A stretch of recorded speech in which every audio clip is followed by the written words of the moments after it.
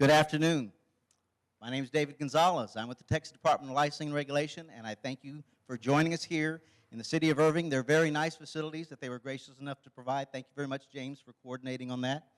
We are here today to have an electrical summit part 3, if you will. We've been doing electrical summits at the agency. We're testing something new, some different ways to interact with the public. So we've actually taken the summit on the road.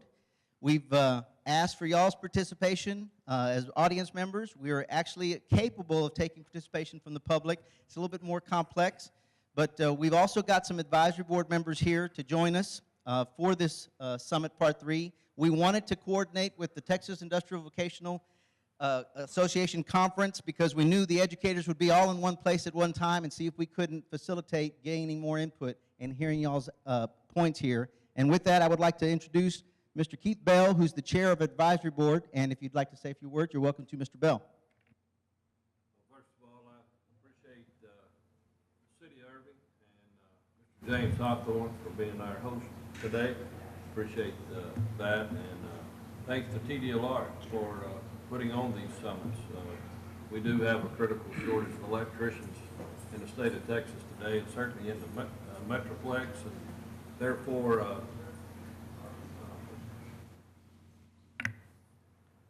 Therefore, it's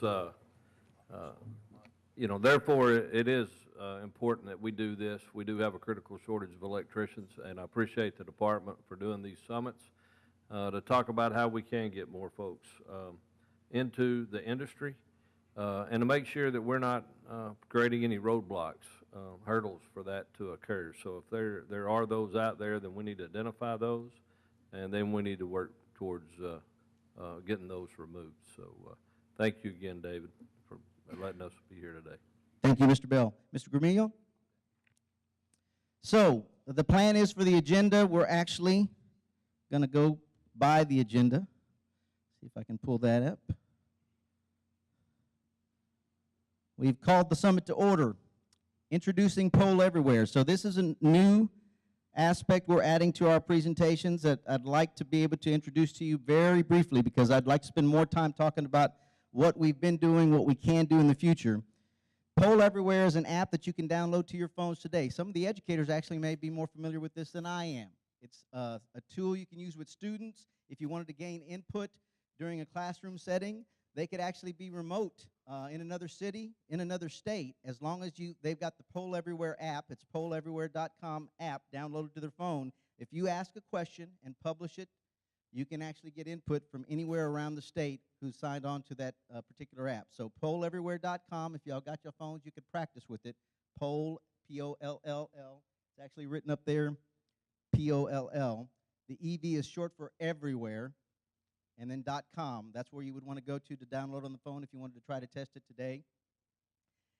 Once it's downloaded to your Android phone or your iPhone, if I put a question out there, you can respond on your phone. If you don't want to download an app, you've got too many apps and don't want to deal with it, you can actually just text straight to a particular number when I put the questions up there and give us your input on a particular question.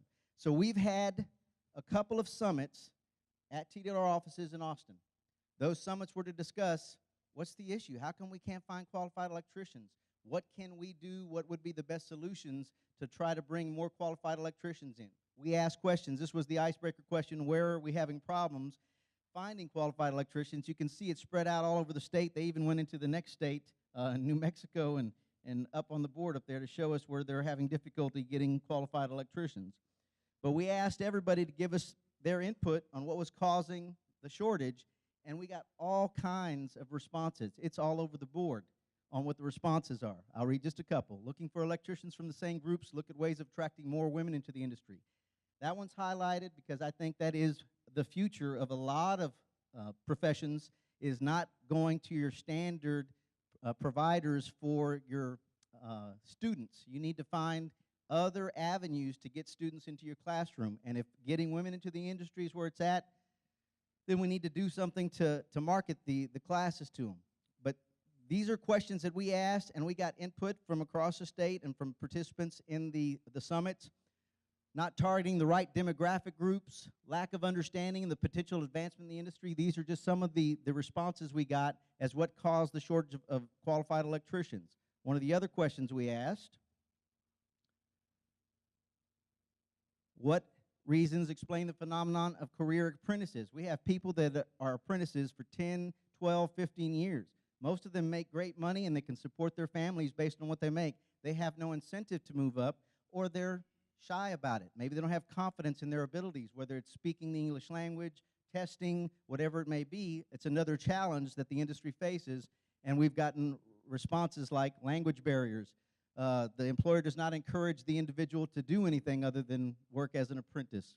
Lack of not advertising apprenticeships as a different pathway to professional degrees. These are the kind of responses we received. Another question. One industry pays the highest wages for a Texas journeyman electrician. The top-rated one was industrial sector. I'm not sure if y'all are aware, we just rolled out a new bill, was introduced last legislative session for a journeyman industrial electrician license. It is more of a volunteer license, if you will, for many of the people that are exempted in that industry. For those that are not exempted, this was an important license for them to be able to get because they weren't doing exempted work. But you can see that's a very high-paying sector of the industry, and there's not a lot of people that are getting licensed in that capacity. This is another path for them to get to it. Now, you can do electrical work in the industrial sector with a journeyman license, as long as your employer lets you do it. With a master license, you can do it with an apprentice license, but you may not have the qualified training, the specific training specific to industrial sector, and that's what they were looking for in this instance. So we actually developed an examination which has been ready. The first applications went out July 1st for industrial journeymen, so we've started receiving those applications. But obviously there's a market for electricians, but that goes across the board. There are needs for residential, commercial electricians across the state of Texas, and we're here to talk about how we can improve that situation. But just one of the things, knowing that there's money to be made and jobs out there is a big incentive, or could be a big incentive for the students and possible participants in apprentice programs. We actually asked what actions, and we asked people to be specific, can an employer take to immediately begin addressing the shortage of qualified electricians? Now, we went and asked specifically, what can employers do? Remember, we don't regulate the employers. The contractor licenses that we require them to meet certain requirements for insurance and posting their licenses, but we don't tell them what to charge, what to pay. That's all on the business owner. So the question to the owners was, what can they take as an action? Recruiting at the high school level, sponsoring apprenticeship training, which I think is going to be a big one here in our discussions today, is how we partner with each other to make these things happen. Build in incentives for an apprentice to learn more and move up, and highlight the successes of past apprentices. Mr. James was kind enough to share with me that he's a product of vocational school here in the Irving area, and I've heard good stories of our Leander program. We got close to Austin. Mr. Ronnie up here in the audience, he's been with them for a long while doing the teaching. These are the individuals that have contributed or been a part of a program that we can show some successes. If we can show the youngsters of today that there's still some positive options available to them other than the four-year college, which don't hold it against me. I am an Aggie. I did graduate from Texas A&M University. I'm very proud of that. But you know what? I might have been able to get my job without that degree. I probably could have gotten the job I have today without the degree. It did open some doors for me. I'm very proud of having graduated from Texas A&M, but not every course that I took actually prepared me for the job I do. And I don't know if enough of the kids today understand that there are other options available other than the four-year college, and I'm sure I'm telling you stuff that y'all already know. So I'm going to move on to the next slide. Again, I'm just going over some of the history very briefly to show you what we've done so far, in case you hadn't viewed these things that have been posted online on our website and our broadcast during our advisory boards or right before our advisory board meetings.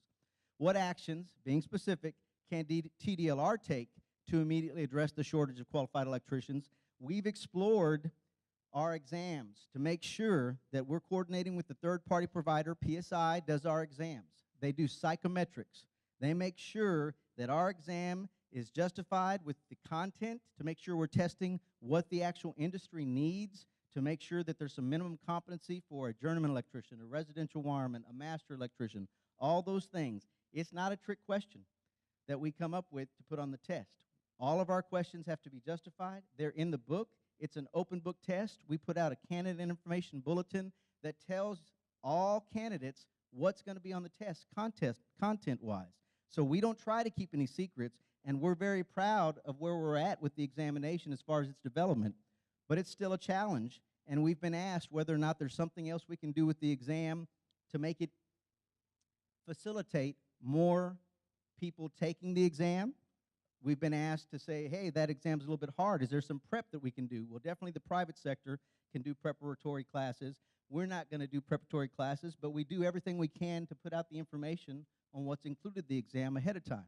But these are some of the comments that we received. Accepting NCCER as a training standard. You know what? We took some of that guidance under consideration and actually did it for the journeyman industrial license that just came out. Instead of just going with the exam that we developed over the NEC, we're accepting the NCCER V6 written assessment taken after August of 2017, because that's the one that includes the NEC 2017 accommodations, even though it's very little. We're trying to listen to the people we serve. We take our job as public servants seriously, and all of these comments are things that our executive office has read and said, hey, is there something more that we can do? This visit here today is, again, my boss telling me, telling our staff, and Jerry's actually the one that deserves credit for coordinating all of this and taking it on the road.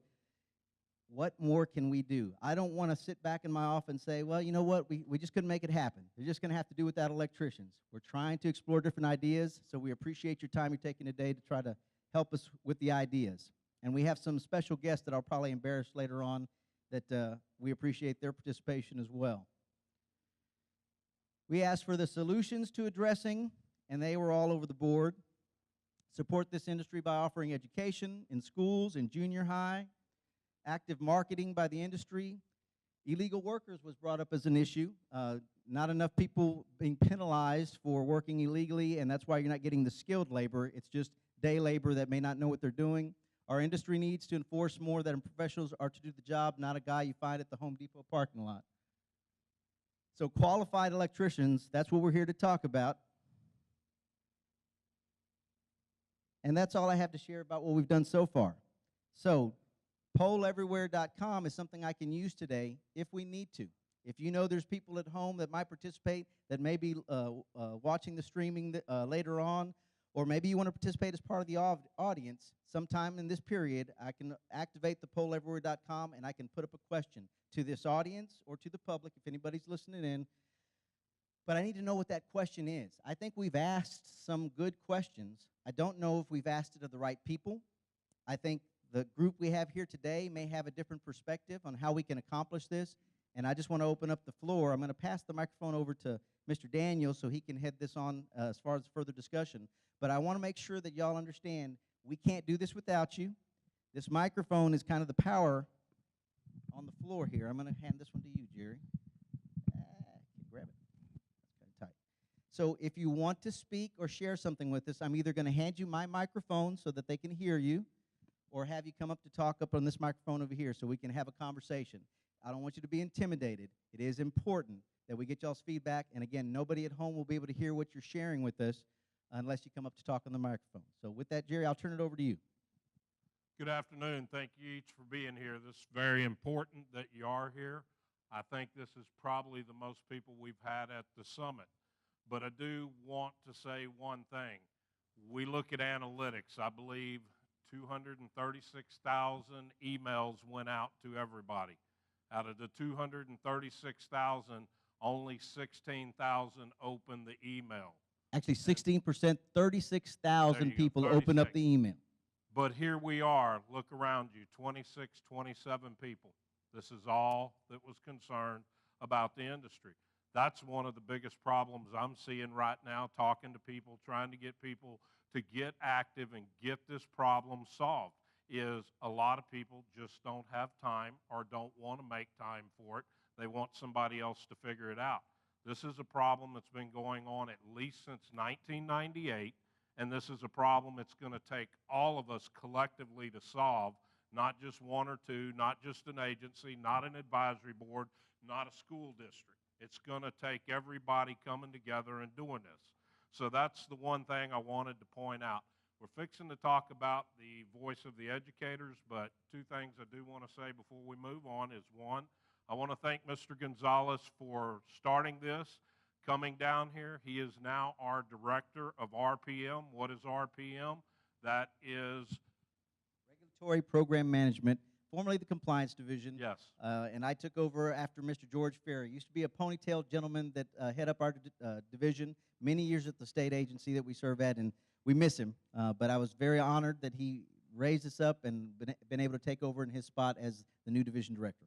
so the point is, he's not just looking over electrical now. He's looking over several programs up in the 30. Very busy. It's time we move him on to do his job. We continue on. So I do want to thank you, Mr. Gonzalez, for doing this, coming down to Irving today. I know it took a day out of your time. Second thing I would like to say, we did see up there, what can we do? I do want you to open the polling back up for everybody on what can we do. But I want to refrain from the negativity that we've seen up there. Negative's not going to help us solve this problem. It's going to be a positive thing. We've got to come up with positive solutions. The one I will tell you, me and my deputy chief, Mr. Reichel, at the very first summit were approached by some people called Skill Point. You can look them up. What is Skill Point? They see the problem with the industry. They see somewhere somebody's got to step in and do something. So they're actually doing what you would call a boot camp. Their instructor has put a 6-week program together that the contractors have came and said, this is what I need this young man or young woman to know when you send them to my job. I know they're green. I know they haven't done it, but we need them to know these skills right here for me to be able to employ them. Well, we went to their program. We looked at it. Wonderful program. Like what they're doing, getting them ready. They're also encouraging them after they graduate to get into apprenticeship programs. So there's one faction that's went out there, seen a need, and they're trying to do it. They were actually in KXAN just the other day, as they're going to try to put out 10,000 skilled craft people a year to get in there. That's a lot. That's going to help numbers tremendously. But if we only, again, got one group over here doing it, we're going to fall behind still. We need all groups to come up with ideas. So when we get to the brainstorming part, y'all think about this now. Put up your poll everywhere, get it up, so when it opens up, you can give us positive ideas that we can take back to the department, that the advisory board and us can look at, and we can find actual things that we can do to implement this. Anybody that wants to come look at this stuff can look at it and see, hey, this may work for me. Let's start doing this. But we've got to come up with positive ideas. The negative are not going to help us. So with that said, we're going to move on in to the voice of the educator. Why is this the voice of the educator? When we talked about this summit, we really wanted everybody's voice, stakeholders, advisory board, electricians, electrical contractors, teachers, educators. Unfortunately, I apologize that both of the last summits were during the day when educators are in class with their students. So we didn't capture the voice of the educator. This program was built for the voice of the educator. We want to know your thoughts, what you're thinking. So this portion we're going to go into, I want every teacher that has something to say or has something that they want to share to help out the problems you're facing as a teacher, getting the students there, getting your administration to help you, whatever it may be. We need to hear about that so we can actually capture that and think about how we can better it. Now, I will tell you, I've been working with TIVA since I came at this position since 2005. And it's been a hard going. These guys back here from TIVA, they are actually high school trades teachers that have been doing this, recruiting their kids, getting them in there, not only recruiting them, finding a way to get a license. I know teachers that actually have them bring the $20, put it on their own credit card so they can get these young men and women a license.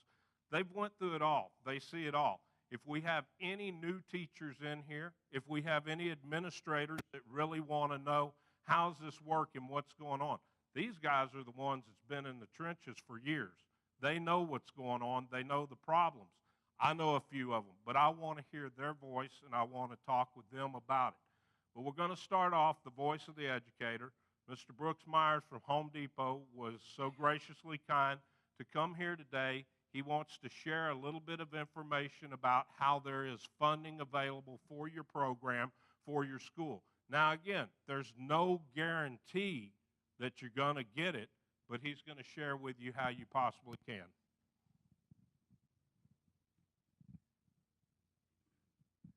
I guess I need to.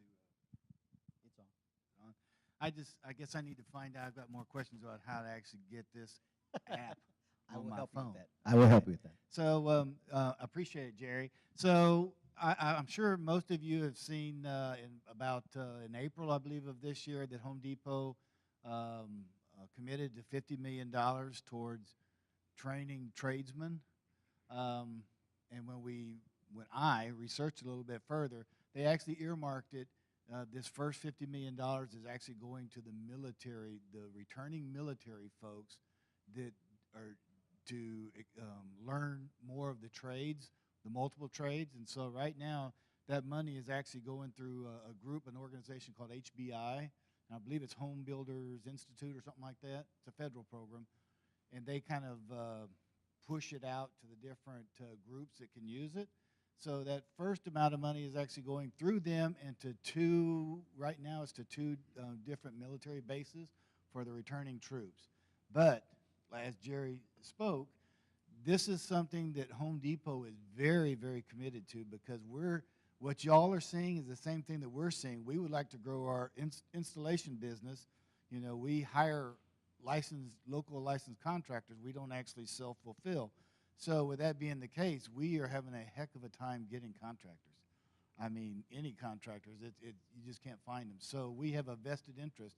And I will say that our partners, Lowe's, should probably have the same issue that we're having. So I don't know what they have to offer, but what I am going to say is I apologize, I wasn't prepared.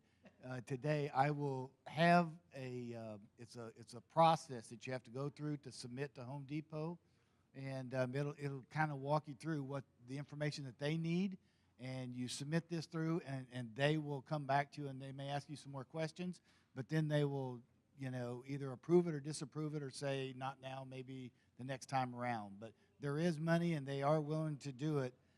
So I urge you to take that opportunity, because we're all in this together. So, Brooks, there's definitely no apologies necessary. We appreciate you being here today. We probably put you in the crosshairs of educators and educational programs in the future, and I'll definitely help you with the Poll Everywhere app just a little bit.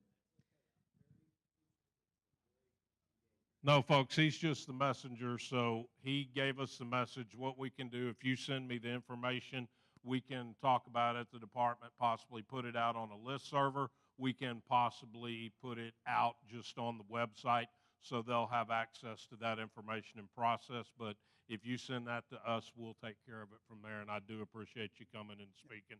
Sorry to put you on the spot. Jerry, to address the gentleman from Home Depot, I'm Jerry Thomas, Executive Director of the Independent Electrical Contractors Association. Next to me is Joe Chandler, our Director of Education.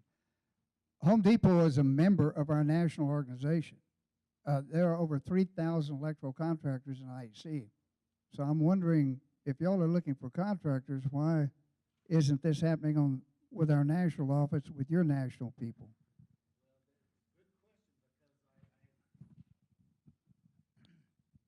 I'm also involved with NASCLA, National Association of State Licensing Contractors Group, which it's ironic, you know, we're all talking about the same thing. They're coming up with something too. So at the end of the day, I can't answer your question, but it seems like we should all be pooling together to figure this out, because instead of all going down a different separate silo. But I know that's because I just attended that with NASCLA, and they've got a whole section that's coming up, and they're actually working with, I believe it's NECA. NECA is heavily involved with them as well. I believe it's Steve, I think is his name. And so, yeah, I will say that I did speak about it at the NASCLA meeting, and but I'll continually speak. But if we could figure out a way to, get some of these folks in the same room, just if it was for a lunch or something, that would be huge, I think, so that we could share what we have between us and save some revenue, I'm sure, but also get the message out stronger. Y'all going to trade cards before we leave here today. Absolutely, absolutely. Okay, so I want to start out with our educators, especially recognize the teachers from TIVA. Mr. Davis, he is the president. Would you like to come up and say a couple of words and explain to them about TIVA? Would you like to just sit there and I'll bring you the microphone? You don't have to stand up in front of everybody, but I would like you to let everybody know exactly what TIVA is about and what it stands for. Well, TIVA really supports us as educators in our classrooms with different sessions that we can use and take back. And it stands for Trade, Industrial, I can't remember what it all stands TIVA? Texas Industrial Vocational Association. And our subgroup of electrical teachers is TOTIPS, which stands for Teachers of Electrical Trades and Technology in Public Schools. But we appreciate this. We're in the trenches with our kids, and I got to tell you, we're all very passionate about this electrical field. I know it saved me coming out of high school. I wasn't really going that college route, so it's something we all have a passion for, to see the success of our kids. And he's exactly right, Jerry, when he says that we're paying. Sometimes we have to pay for these apprenticeship licenses for our kids because they can't afford it. But anyway, what else was it? Anybody else? You're good. Would any of the rest of you like to speak from TIVA? Nothing? Okay.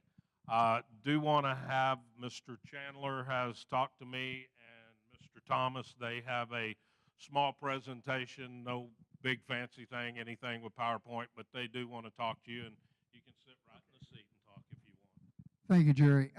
To begin with, I think that the challenge that we have in this country is to turn around what our culture has done to us in the last 30, 40 years. And that is everyone goes to college. And now, now we're seeing the fruits of that with an electrician in our trade. We say the average age of electrician today is about 48 years old. So if you subtract 30 years from that, you've got a kid out of high school, 18 years old.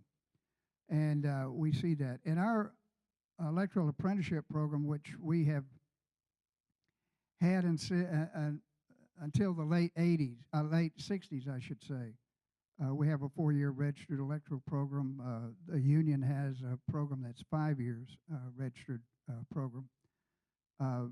We have currently in our chapter here in Dallas just a little bit over 600 students in that 4-year program. And our electrical we wouldn't have that program if it wasn't for our electrical contractors, which one of them sits up on the advisory committee. The chair, Keith Bell, is one of our contractor members of IEC Dallas, and it's been a strong supporter of the apprenticeship program. But folks, what we have to do is we have to reverse what's happened in the last 30, 40 years.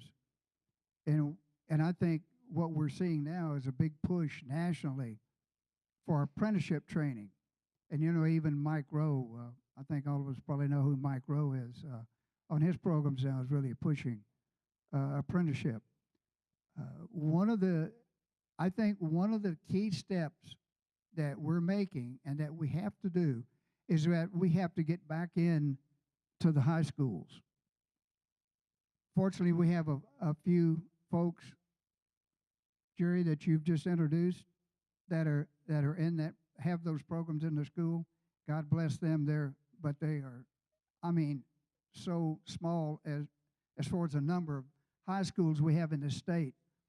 So we have to encourage young people, but we have to encourage the educators to get away from this.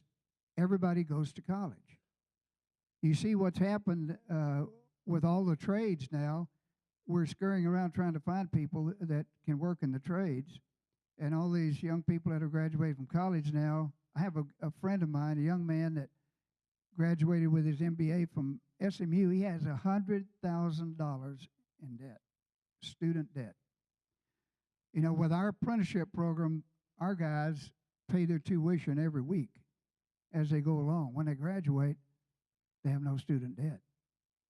Our fourth-year guys, before they graduate, they're already making $40,000 a year.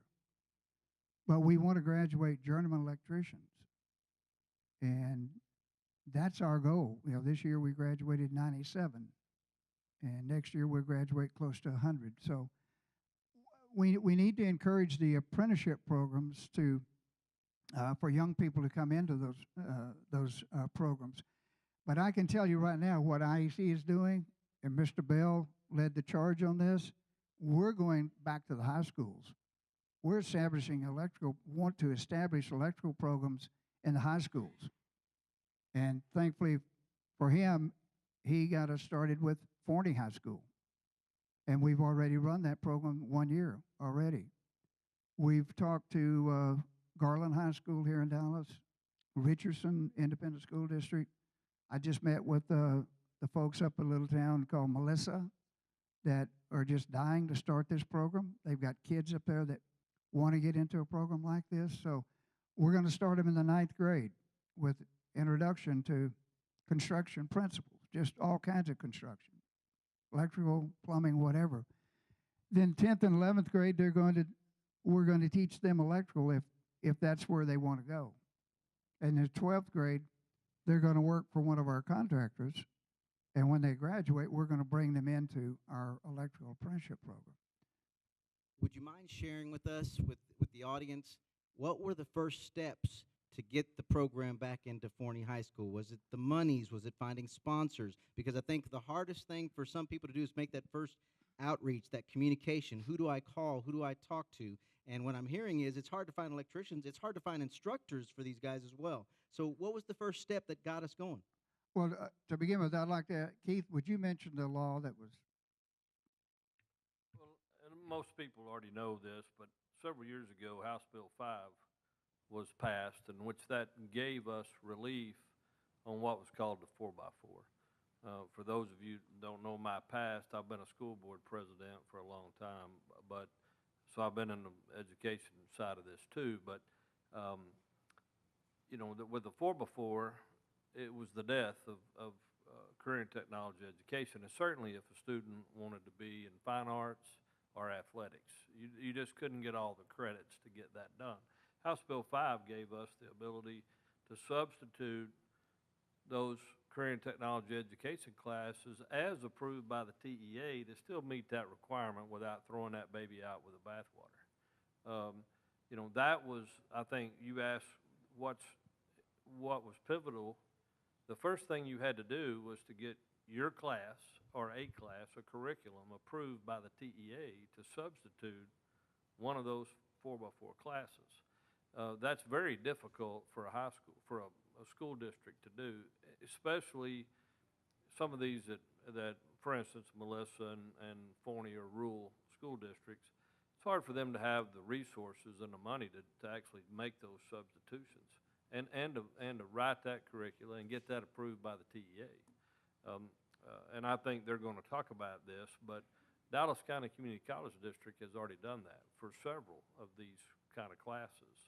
And so with them having the resources to build the bridge, you know, this is a partnership, and I'm sure they'll go into this deep from a very detailed, but it's IEC curriculum with Dallas County Community College District built the bridge with TEA.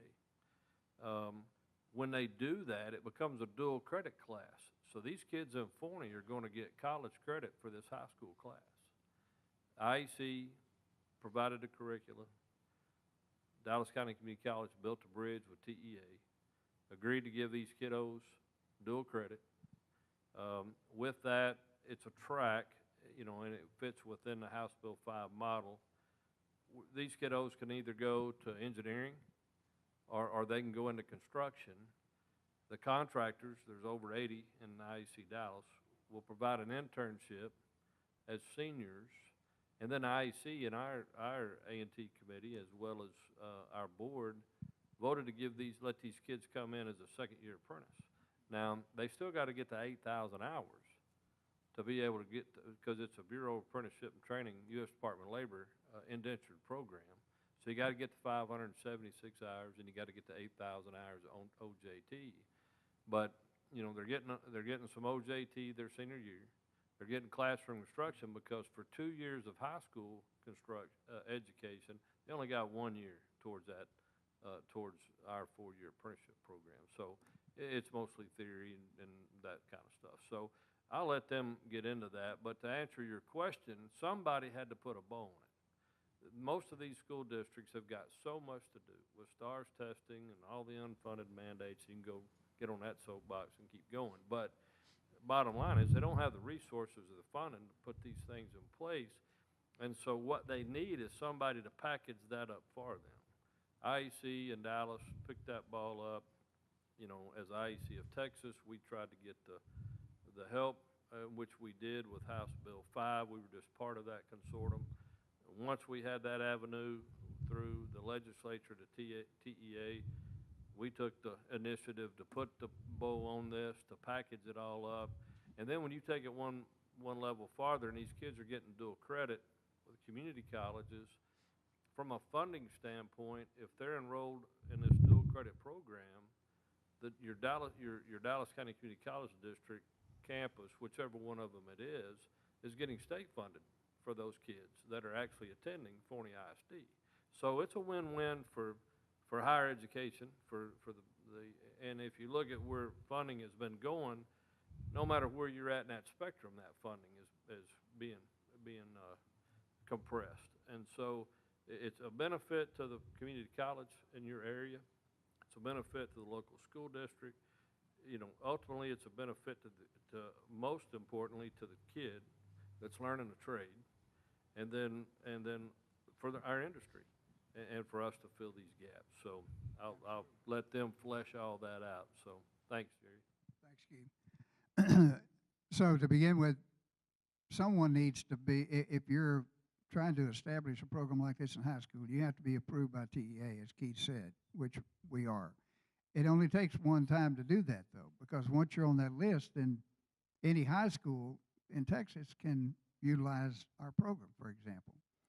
But in our planning over the last few years, David, what we've looked at is that we said, what are the ways that we can recruit and attract young people into our trade? And the ways that we came up with, we said, number one, the high school is going to be the most important. So we're going to focus efforts there. Then what happens with young people that come in and all of a sudden they're employed by the contractor, Jerry, as you mentioned a few minutes ago, and they're green. They know nothing about the trade. So we said, let's establish a pre-apprenticeship, which is about 6 weeks now. Joe put this together for us, the curriculum. It's all hands-on. And we put these young people that come into pre-apprenticeship to work for our contractors with the understanding this is a green person, or maybe the contractors already hired that person as a green person. But we're going to put them in 6 weeks, 2 nights a week classes, all hands-on, and we'd like for you to pay their tuition to Eastfield College or Collin County in Plano. So we have both those community colleges lined up. So we said, okay, pre-apprenticeship is another way we do it. And then, of course, we recruit, anywhere and everywhere.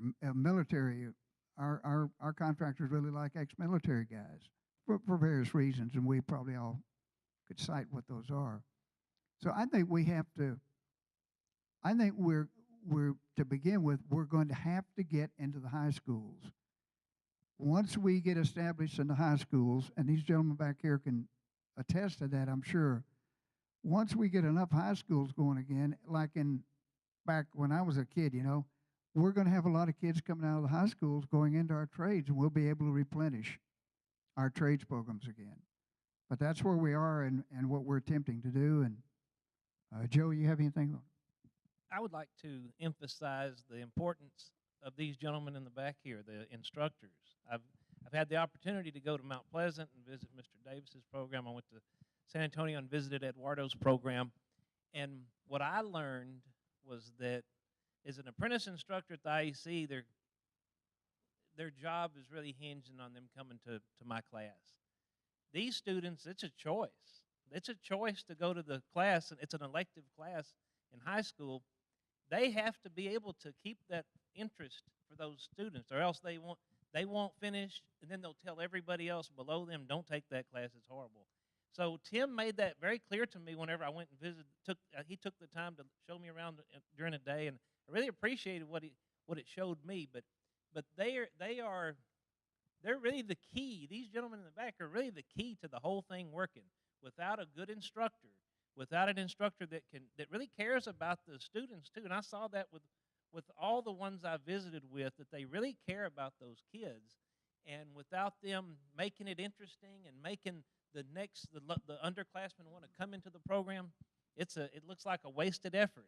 And so they have value that I think we really don't understand yet. And I think that's where we need to really cultivate this. They're going to bring in more students. And so I think everything really starts with those guys in the back. So I really applaud all the effort that you guys have and have done. I appreciate you sharing those comments. There's something that Mr. Bell said that I think is key in all this. You used the word, someone's got to package it up. And that's a lot of work involved in that package. You made a success. I'm hearing the success story over here. And some people don't know how to do exactly that. They don't know how to get together the school district, the community college, coordinate with the TEA. Like you said, it was community college that formed the bridge with TEA, another state agency that we may be able to talk with and see if we can't grease the skids. I think, Mr. Gramillion, you had shared in a previous advisory board meeting, this really isn't what we do here at our agency. And this is something the industry has been challenged with, started years ago. Y'all have made investments in money and resources to make it happen. But if we could get you guys talking with some of the people that aren't here is what I'm really hearing, because y'all have a program. Y'all are here. Y'all are participating in our discussions. We need to get the school districts. So I'm thinking at some point we're going to have, okay, someone here has to agree to go talk to 2 friends in another school district or in another community college so they can say, look, this is what I did to make this happen. And if you can make it happen as well, this is the package we use. These are the check boxes. That's what I think it's going to take to make it simple. It's bad, but everybody's looking for the check box to say, I took care of this. I called this person. I got this money, and now TA approved me. I'm good to go, right? They just want the approval. David, with us, in our case, ours is already packaged. And I think what I appreciate about our membership is our contractor said we will support those programs, whichever program we get started in high school. And we have to do that. Keith alluded to that a while ago about the commitment of the schools and whether they have the finances or whatever. So our association, our contractors, they stepped up and they said, if we need supplies for that program, we'll get the supplies for them. And we have our good friends, whether it's Home Depot or any of our other associate members and industry partners, they contribute materials and supplies to these. So we're having to do this to get this thing kick-started. If there's a book that Joe has that we're going to have the high schools use, then IEC is going to buy them for them. We have to. If the school district can afford it, then that's fine. But if they don't, we're going to supply the books for them. We have to be proactive in this, folks. If we're going to get this started, all of us have to make a commitment, whatever we're going to do, whether it's electrical or plumbing or something else.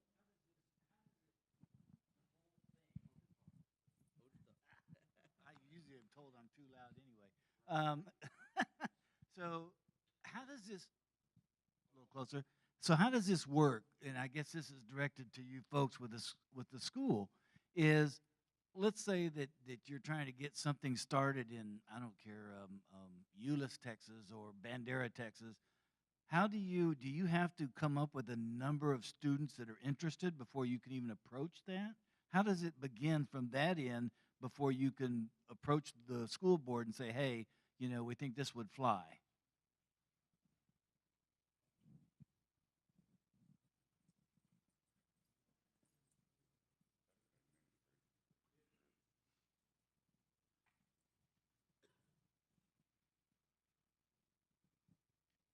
Hi, I'm Eduardo Del Toro.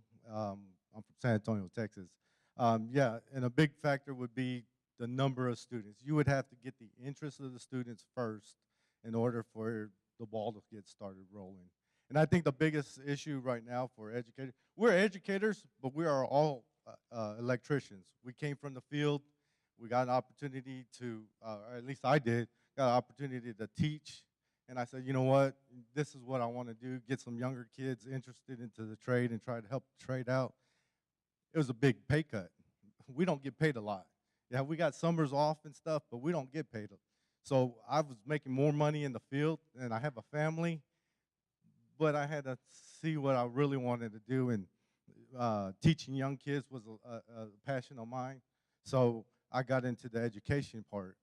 But in order to make ends meet, I teach at the IEC.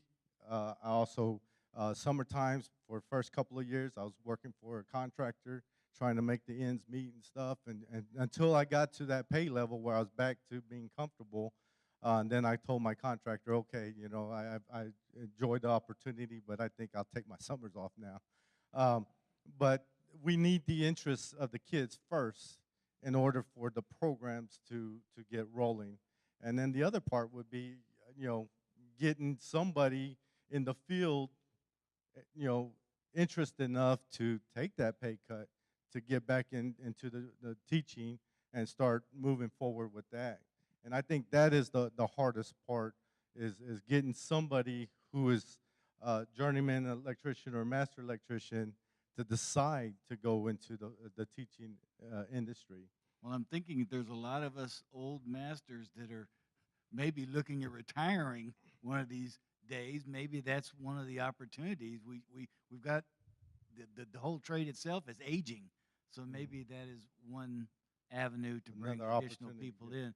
But one more question, and I don't know if this works, but is there I don't know how it all ties together with, I realize it's school system, but, and ICC or IEC may have already addressed this, but is there some way, like if you had multiple schools, you couldn't support a program by itself, but you could have somebody, an instructor that worked in 3 different schools, you know, Mondays and Fridays or Monday, Tuesdays here and over here, so that the school or whoever had the burden, the financial burden, it could be spread out and you'd still get the same benefit. Is that a possibility? A district-wide program that Correct. serves multiple Correct. schools. See, our program in San Antonio, we're called a magnet program for our district and throughout San Antonio, because we've gotten Northside Independent School District, San Antonio kids that come into our program.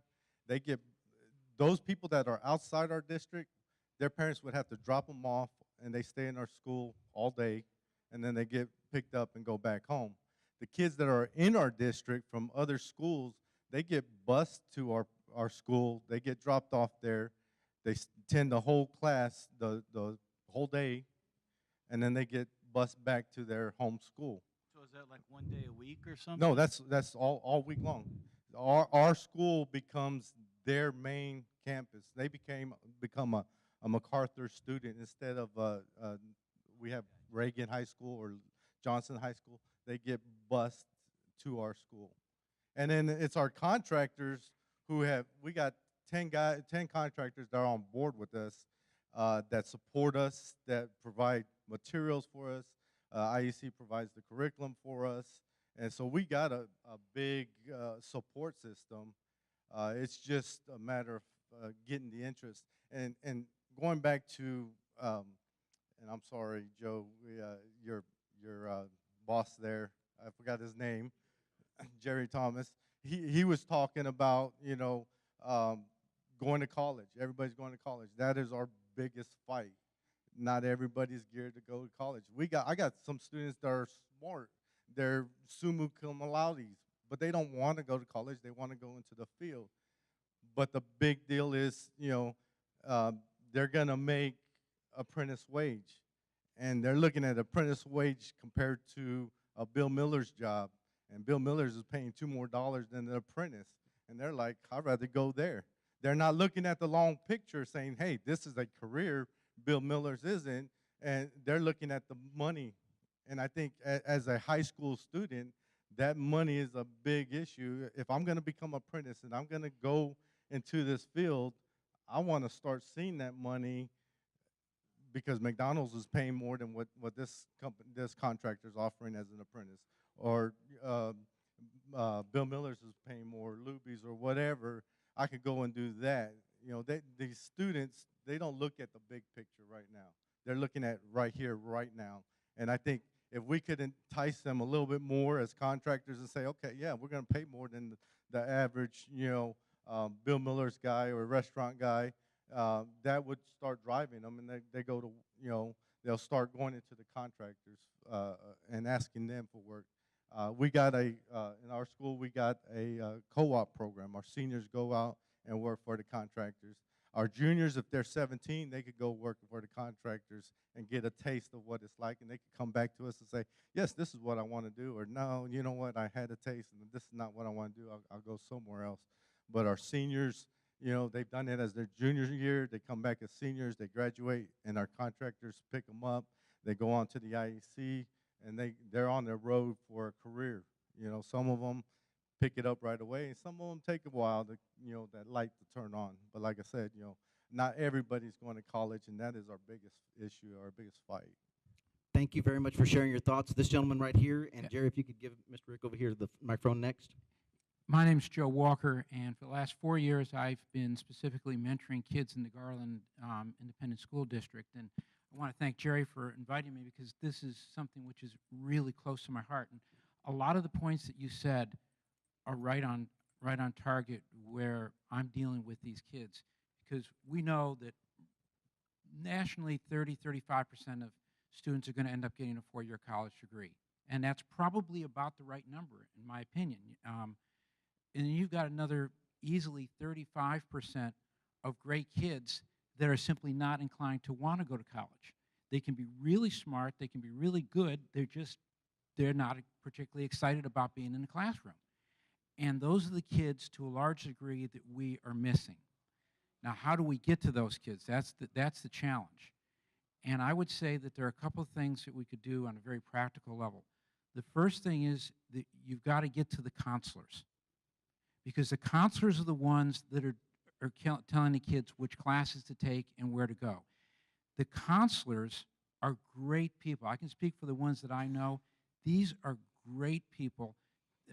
As Mr. Bell was saying, they're overburdened with STAR testing and having to do these things, so they don't get a chance to do what I do, which is to actually get to talk to the kids and know them and figure out, where their passion and skills will lead them to a job that can provide them with a good career. So to a degree, they're handicapped there, but also they don't understand, because like myself, like yourself, they went to college, and they want what's best for their kids, and they understood that college was a great path for them. It's the path they know, so they naturally want to lead their students to the four-year college route.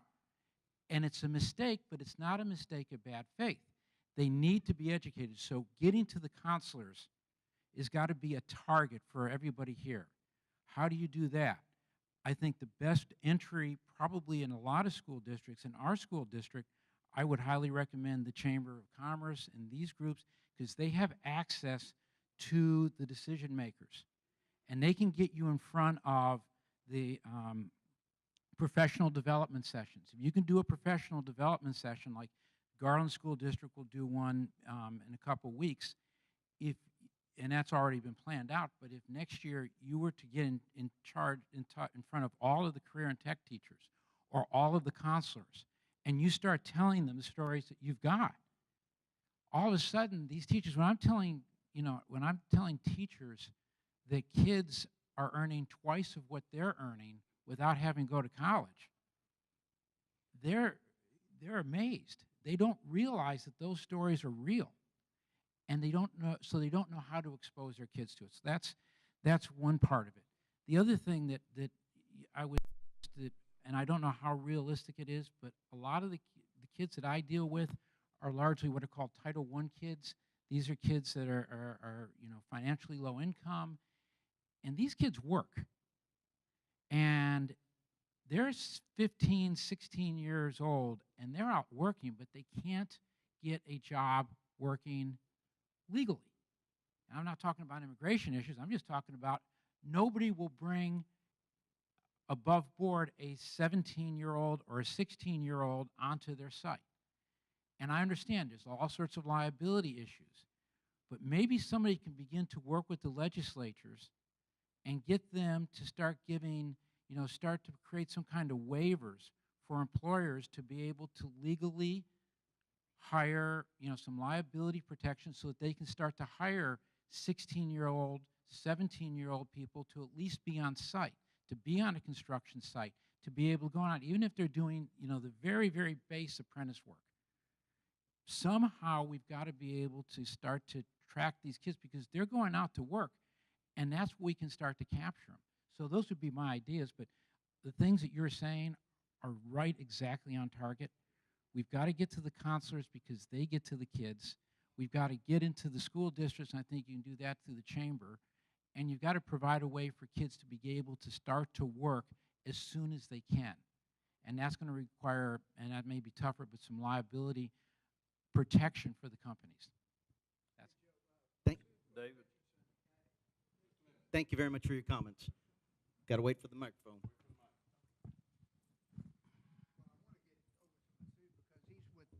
Richardson Independent School District, and I was surprised. Let- I was surprised when we were invited by the Richardson Chamber of Commerce Rick to first. come visit about training programs and apprenticeship and so on and so forth. We were invited by the Chamber of Commerce in Richardson, and we said, "What's the chamber inviting us for?" Well, we're going to have a discussion on apprenticeship and bringing trades programs and things like that back into high schools. And so we get an invitation from this gentleman with the Richardson Independent School District, and we attend the Chamber of Commerce meeting, and we went from there. I'll let Masood finish. Thanks, Jerry. Again, my name is Masood Shamsuddin. I serve as Executive Director for Career and Technical Education Programs in Richardson. Glad to be here. I got an email from Jerry, and I really think that in this initiative, we're all partners. And so I think it's great to be sitting here in Irving and in the chamber, so to speak, for the city council. That shows that you're serious about the work and about making this investment. I guess what I want to say, I think we've kind of alluded to it, is that it's a process. I think it's great that we already have, through the great work by several individuals here, we have curriculum. There are modules that are readily available through the IEC, through the community colleges to deliver. But what we have to be doing to complement that is taking every opportunity to interject with the community, because it is a perception challenge that we have in terms of getting parents and students looking at our apprenticeship programs as viable career paths. That's the biggest piece. So as you build that interest and then link those individuals and those ISDs and communities to these great programs, then we're going to see that spike. And so we've got some great educators who have been telling their story in terms of that student recruitment. What I'm excited about and what we've been doing, can't do it fast enough, but at least we've started laying the groundwork and saying, okay, what are some things infrastructure-wise that we can do?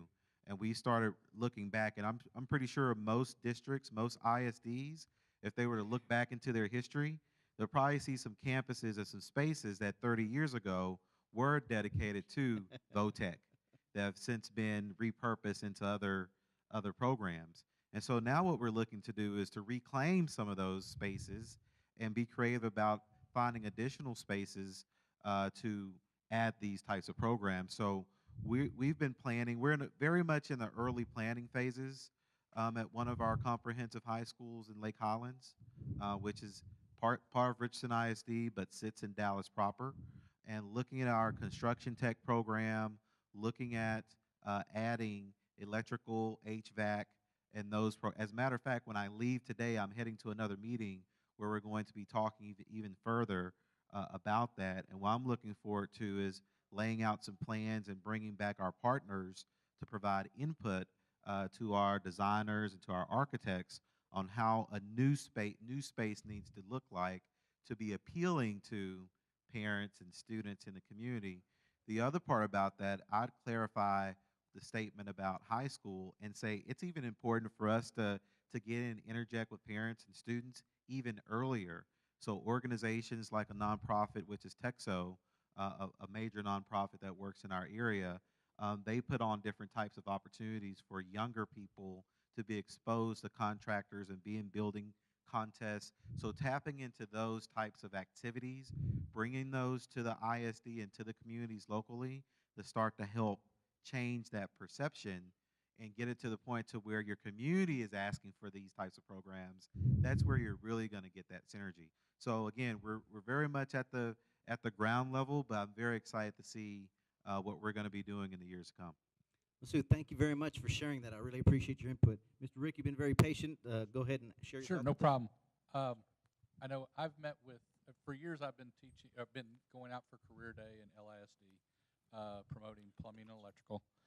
And then just last year in November, me and Kelly Sadler from ICC went to meet with Adrian Morano, the Assistant Learning Center Director for LISD. They've got 2 learning centers, and then his boss.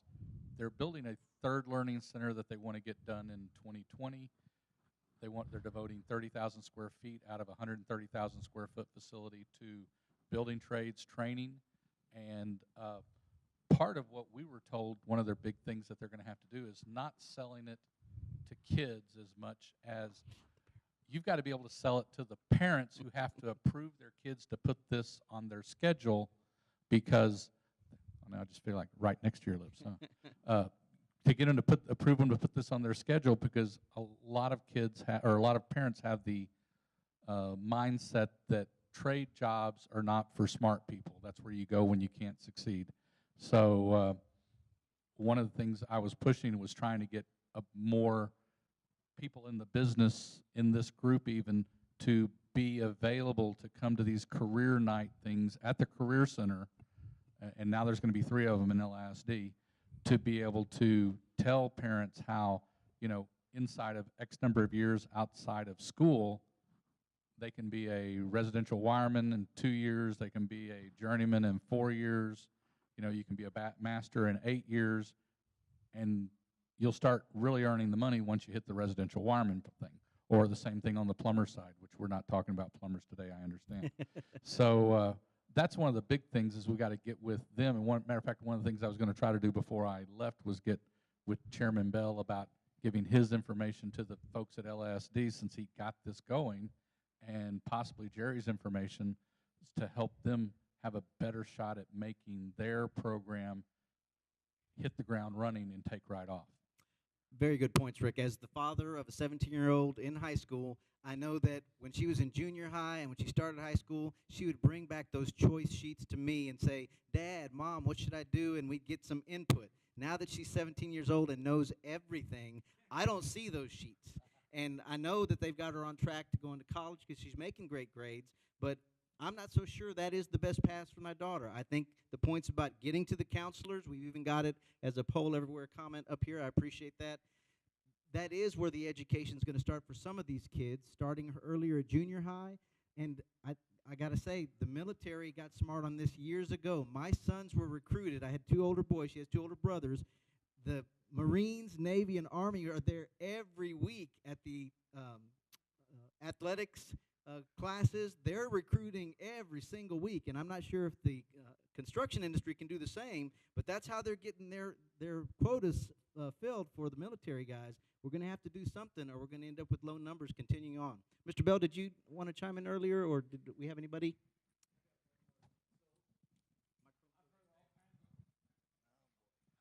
So I've heard all kinds of good stuff in here today, but are we putting a playbook together or something so this is down in writing, a format, so that, say, we want to do it in various places in the state, you don't have to recreate the wheel? So what I'm telling you right now is I was thinking the same thing. Somebody needs to be taking notes. This is being recorded. The past 2 summits have been recorded. We had experts on House Bill 5. We had Texas Workforce Commission in the very first summit. If you have not listened to it, their information that they shared was very appealing and helpful for us to understand the process. I think more of these conversations and being able to access the information is what's going to give people the playbook. So if anybody wants to be able to say, hey, where can I get this information? You can go to the TDLR website. This is going to be available for listening, just like our advisory boards are as well. We'll have a link up there. So the things that have been talked about, what Mr. Bell shared with us, Mr. Watson shared with us, that's going to be available for anyone to listen to. I still believe someone's got to package together some kind of forms or process for how to apply for the monies with Home Depot, or how to apply with sponsors with the Chamber of Commerce, whatever it may be. I think we're eventually going to need to get there if we want more programs. And we have to have the people that aren't here showing up for these meetings, for the conference nights and the parents' night. And that's the harder part, is getting the people that aren't here engaged and involved, because it's an easy path. We've got a solution for you. Here it is, a package deal. Who's next? I was going to say, I think the playbook's already been written, and we don't have to. I think Mr. Thomas and them at the IEC could probably help out by putting that information out a step by step. I know they probably don't have the forms. Different school districts are going to have different forms, different places, different forms. So the forms are something you'd probably have to pull together. But you're right, if we have a step 1, 2, 3, 4, 5, it's going to help to move these programs. You know, the gentleman spoke about getting kids involved, teenagers involved in the workforce as early as you possibly can. You can tell by looking at me, I've got a little experience, so I started way early in the electrical industry before I had a driver's license, matter of fact. But, you know, OSHA changed the laws where you can't, you know, get on a ladder, can't be elevated, can't use a saw. You know, I mean, you can lay that to feed the federal government. The legislature, TEA, IEC, TDLR, any of the rest of the alphabet soup, not going to move that needle. Now, however, you can have a workaround that if you have an internship. An internship is in a controlled environment of which these kids are managed and supervised. So a lot of what you see the larger contractors doing in this industry today is creating prefab shops. So a lot of what we're doing right within our own shops, prefabbing it, taking it out to be installed.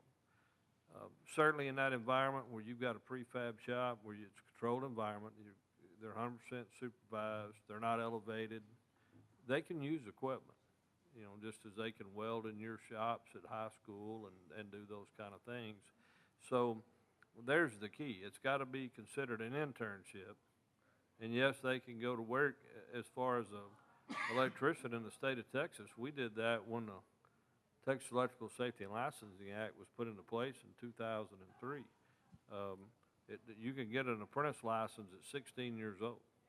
So you can certainly, that is not an impediment by the department as far as licensure to start a kiddo at 16. So to answer your question about the package, yes, the package exists. We worked with a group, the IEC of Texas did. That's our legislative arm. And this is on our website. You can actually go to our website. It's got, we're in regions. There's 10 chapters of what the areas that they cover. And IEC of Dallas has put this model out to the IEC of Texas. So, and we don't have the lock on this. The IBW and NECA, IBW's got programs like this, and they're in various different organizations. NCCCR is doing it down in South Texas around the petrochemical plants and the petroleum plants. So, you know, I think the only thing that really separates probably the IEC program from the rest is the dual credit option. That's the hardest part with IEC's curriculum, us making the list. Just like the NCCR, they're on that list too, and I think IBW, their joint apprenticeship program is, their curriculum's on there too.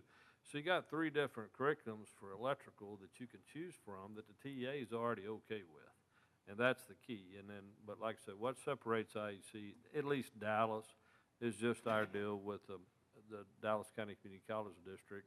It makes no difference which community college that you're associated with as a Metroplex school district within the DCCD area, you can do that dual credit, whether or not you're talking about DeSoto, and that's Cedar Valley, or You're at North Lake and it's Irving, here in Irving, or it's Forney and it's Eastfield, Mesquite. So, because that was really, not only did that get really promulgated, I guess, with Eastfield, but it went all the way up to DCCD, to their management. So that way it was global for all 5 of their campuses, including El Centro, I'd assume, downtown. So the package is there. What I will tell you, you've identified, you've got to find the kids. One of the things, and I looked this up, because I've heard this more and more, well, what about a certified teacher can't find anybody to teach it? Well, since 1995, you could issue a permit, and then legislature in 2015 gave you the ability for the school board to issue the permits. And the criteria is somebody has got to have the applicable experience, they have to have the applicable licensure, and then the only requirement is they have to take 20 hours worth of classroom management instruction, and then they can be issued a permit. And so by the school board, it doesn't even have to go through the Commissioner of Education. So the question is whether or not the school districts would, hire somebody for one class. And Forney, the gentleman that's teaching this class, is a certified educator, and he's a physics teacher. Well, I mean, if you know anything about electricity, 85% of it's physics, as far as from a theory standpoint, not practical, not practium. And they're not doing that much practium anyway. That's our job as contractors in an internship. But certainly, the school districts have got to get out of the box. You're going to have to hire somebody that's got a license, that is retired, that could do this class, and maybe they only have 2 classes a day. And probably our educators sitting in the audience, Irving or Richardson, could speak to that, or whether or not, how difficult that is to get the curriculum instruction director, your superintendents to buy in to part-time employees is what that amounts to. And, there's a lot of people that are certified teachers that weren't real happy about being able to issue permits. That's one of them. But it's certainly a necessity to do what we're doing today, because, these folks that'll willing to have a heart for kids and be passionate about educating and to take a cut in pay to take this job, to make this difference, sir, you should be commended, because most people won't make that sacrifice for kids, industry, pick something. That's just not typically our nature. So you are to be commended. Thank you. The school district also asks for certifications. It's all about certifications.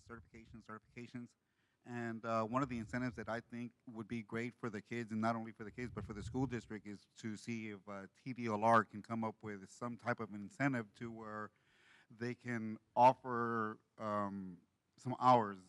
So in other words, if we have a young student that starts as a freshman and completes our 4-year program, well, if at that 4-year program, maybe we can say, TDLR can say, okay, you know what, you've completed, the IEC first year curriculum.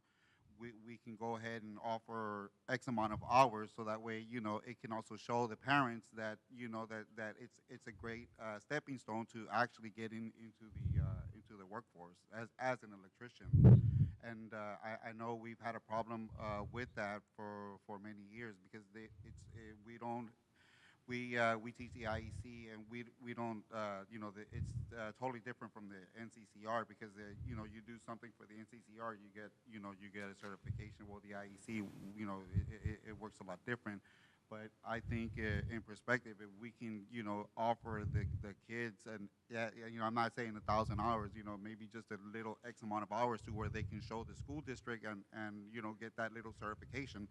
I think that would make a really big difference for us in the classroom, to show, that they have a stepping stone again to where they can, fulfill a great career.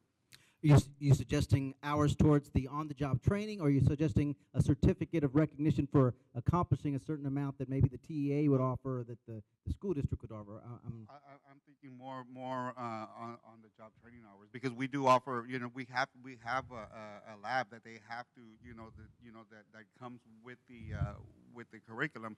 So they're quite a, they have quite a bit of lab time, during those full 4 years. Now, again, I'm only speaking with, with the students that actually start, from day one and fulfill that 4 year goal as graduating seniors. That's what I would like to see. Gotcha. Hey, Ray. That was one of the reasons why I carry Kelly Sadler to LISD with me, because ICC has a code certification program that mirrors what they have out in the professional world for code officials, inspectors, everything like that. And when you get through their program, you actually have the same certificates if you take those tests that you would if you would have been an inspector that went through the classes and then took the test and passed. They actually have a program where some of their people are graduating, for example, in the Washington, D.C. area, where those people that are going through an internship and graduating there with their certifications are going right to work for the city of Washington, D.C. in the plan review department.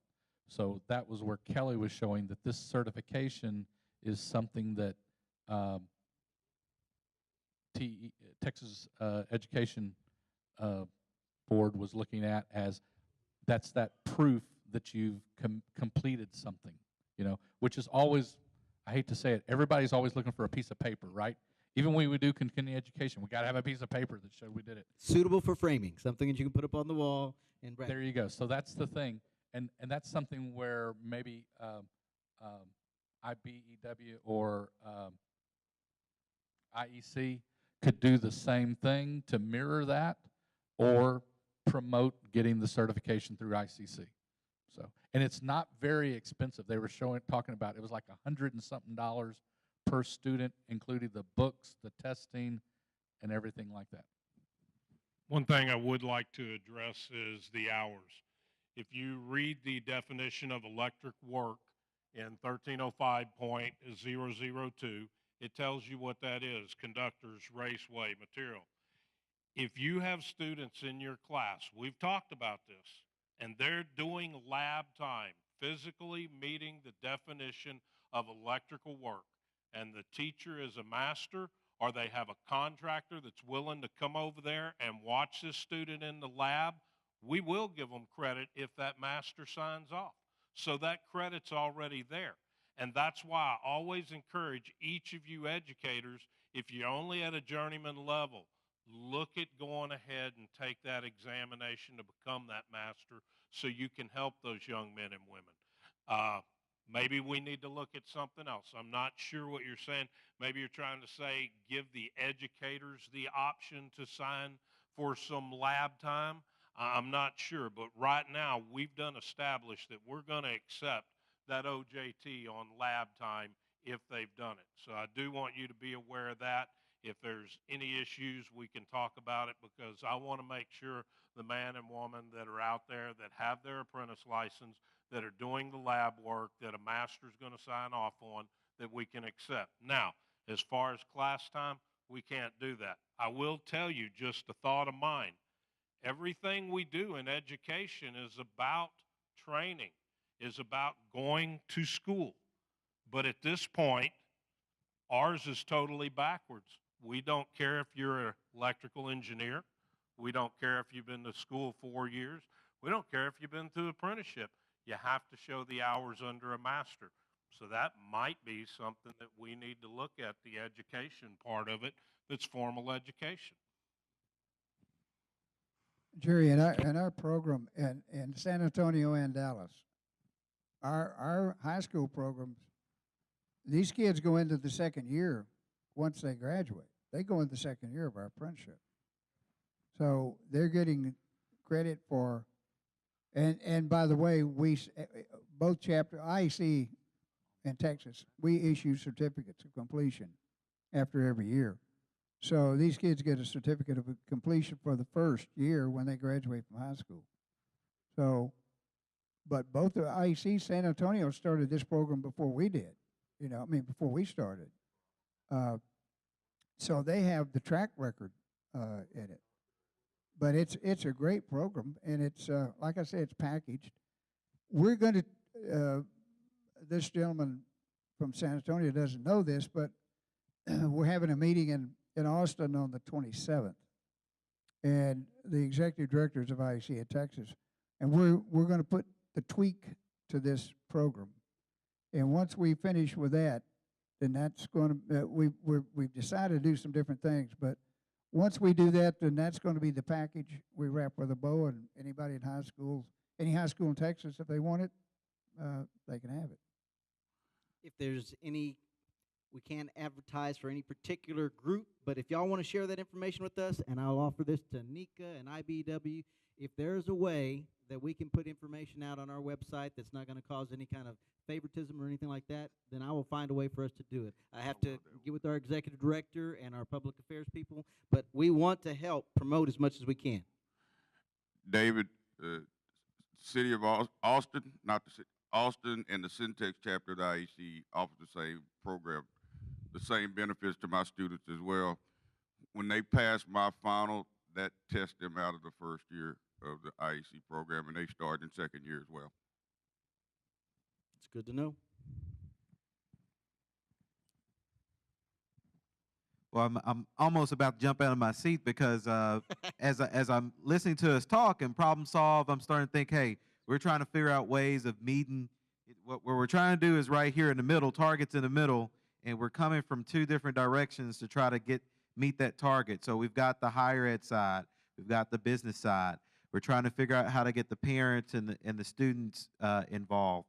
And we've got our ISDs and our schools in the middle. Don't forget the regulatory guys here. And then we've got the regulatory guys. So that's the piece I was about to speak to. If you think about it, you have a model with how cosmetology is structured, with TDLR, with the TEA, and allowing certain hours, the academic side, to count towards those hours towards getting that license. And the reason why it's such an attractive model to look at is because kids can see it. They can see, if I do so many hours here, but I'm also getting credit for going to school, that's going to help qualify me to be able to sit for my practicals and to also sit for that written. And for many of our students in those programs across the state, graduating with that cosmetology license, if not at the time that they graduate, no later than that summer.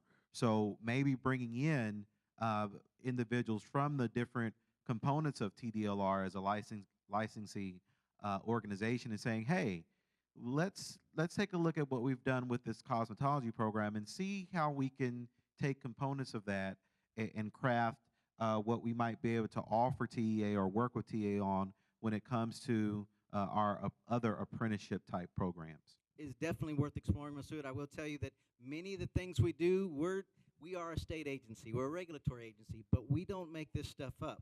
We administer the laws as written. So if a statute is written such that barber and cosmetology students can get credit in schools, guess what we get to do? We get to administer it that way. If in an electrician's program, the electrical statute, were to incorporate language like that, we might be able to do that as well. But each statute's a little bit different, and so we have to work with the tracks that we've been laid for us. We're just the train running on it. With that said, I think it's worthy of discussion. It's just one of those things that you have to determine what level we can get involved in, because we are not the legislators. Sounds like what you're saying is that we need to talk to our local legislators and let them know about these options and help them in terms of that statute and making policy.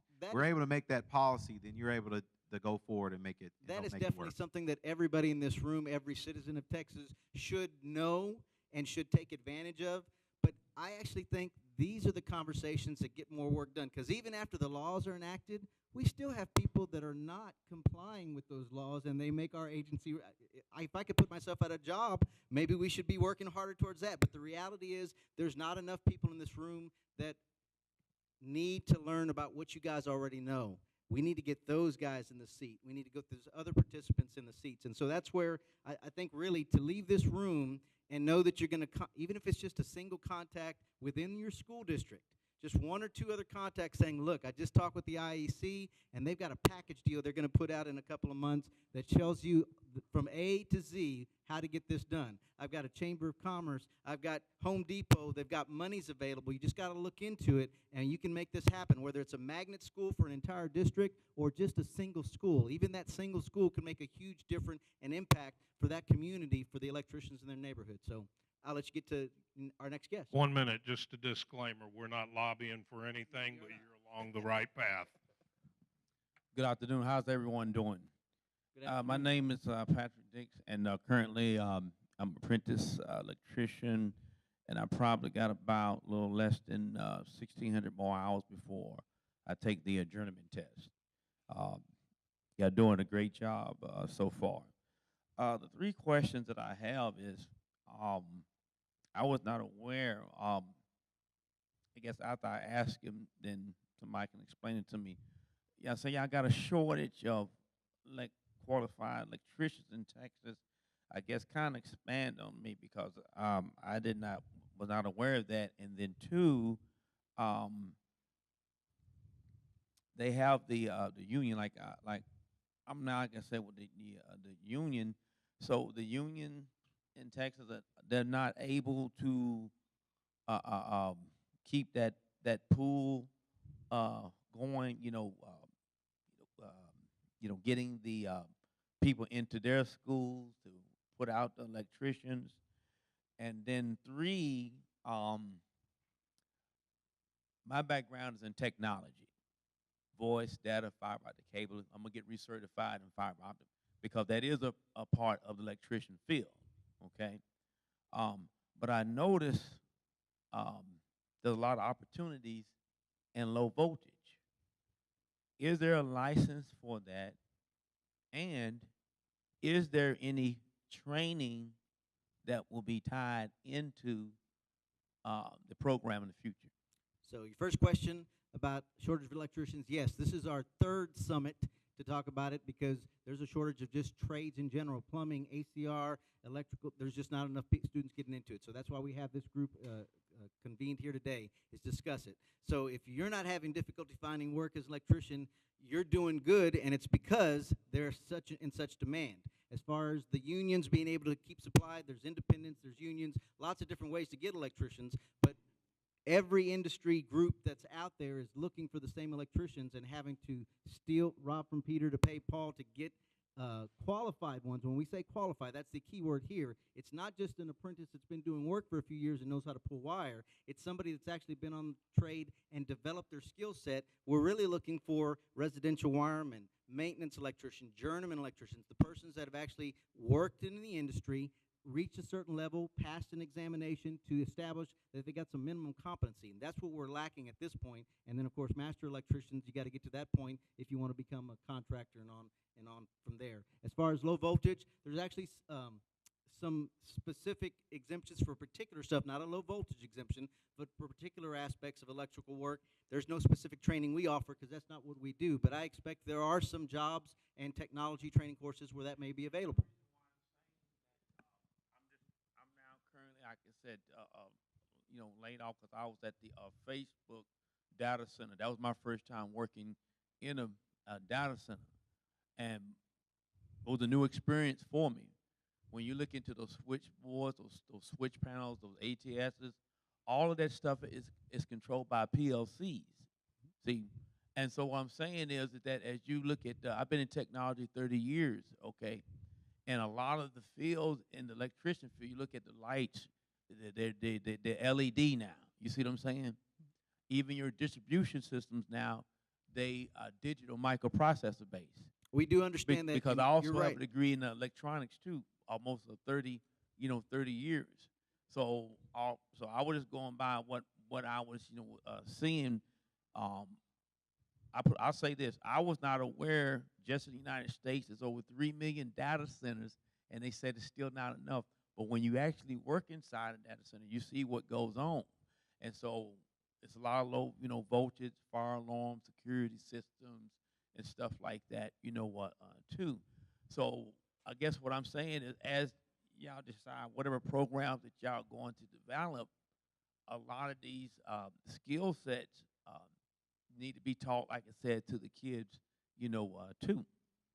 You're absolutely right. We have a license. We're trying to get qualified electricians for work that's required to be licensed. There are other avenues, even in the exempted industries. Now, I would make the case that the electricians and the students that benefit from their education, they're going to do a very good job in those exempted industries as well if they get the electrical education that we're trying to promote here, because we want that competency. We don't want somebody out there that's been practicing and not learning the right way to do things according to code. We don't want somebody that just makes the electricity work. We want to make sure the electricity works and fails properly so that nobody gets injured.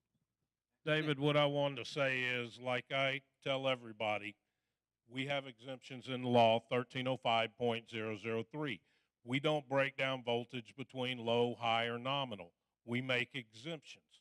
And if it's exempt, there's nothing we can do about it.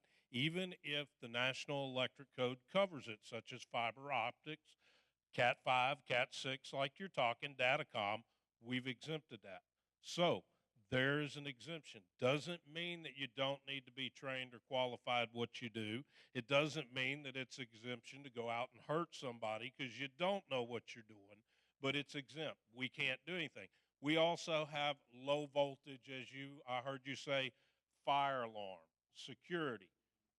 Those do require license. The State Fire Marshal's Board requires you to be licensed through them for fire alarm. The Department of Public Safety's Private Security Board requires you to be licensed through them if you're doing any type of low voltage security work, cameras, card locks, any of that. So that's what you really have to look into. And before I go any further, I'm going to challenge each one of y'all here, because this is about educators. How many of y'all have actually read the law and the rule from front to back? So I'm challenging all the rest of you to go home, go on our website, read our law and rule. Specifically, read 1305.003. Every one of those are exempt. And you all know, if you know electric doesn't discriminate, whether it's exempt or non-exempt. It can be right or it can be absolutely deadly. So y'all think about that when you read it. Go ahead. I'm Jane Hanna, and I'm President Executive Director for Construction Education Foundation. And locally, we are the training arm for TEXO. And TEXO in our market is a combination of Associated Builders and Contractors, ABC, and Associated General Contractors, AGC. And we also have involved with us at CEF, American Subcontractors Association, and we also facilitate training on a statewide level for plumbing, heating, and cooling contractors, PHCC, Texas. So it's my privilege to be here. And Thank you for being here. like my fellow Richardsonian over here, which we still need to meet, but we will. And my husband, I've been residents of Richardson, Texas for 38 years.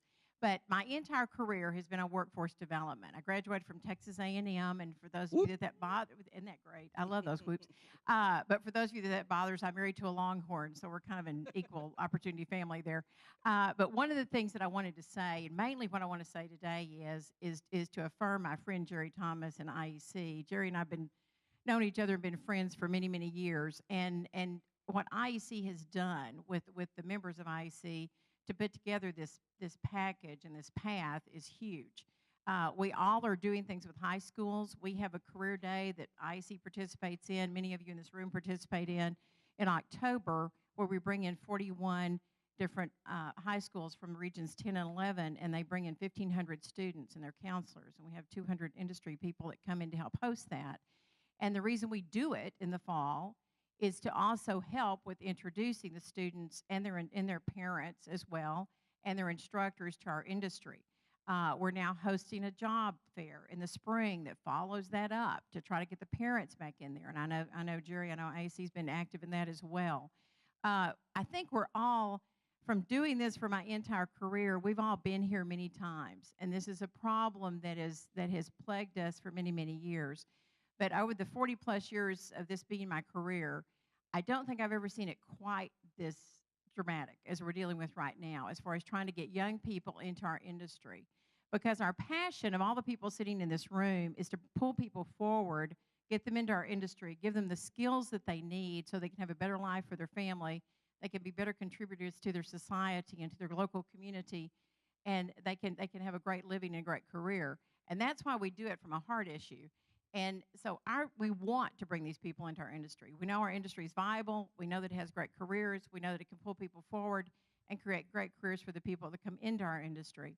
But I think the difficulty has always been is the fact of trying to get them interested in our industry. And we know that that's been a difficult thing.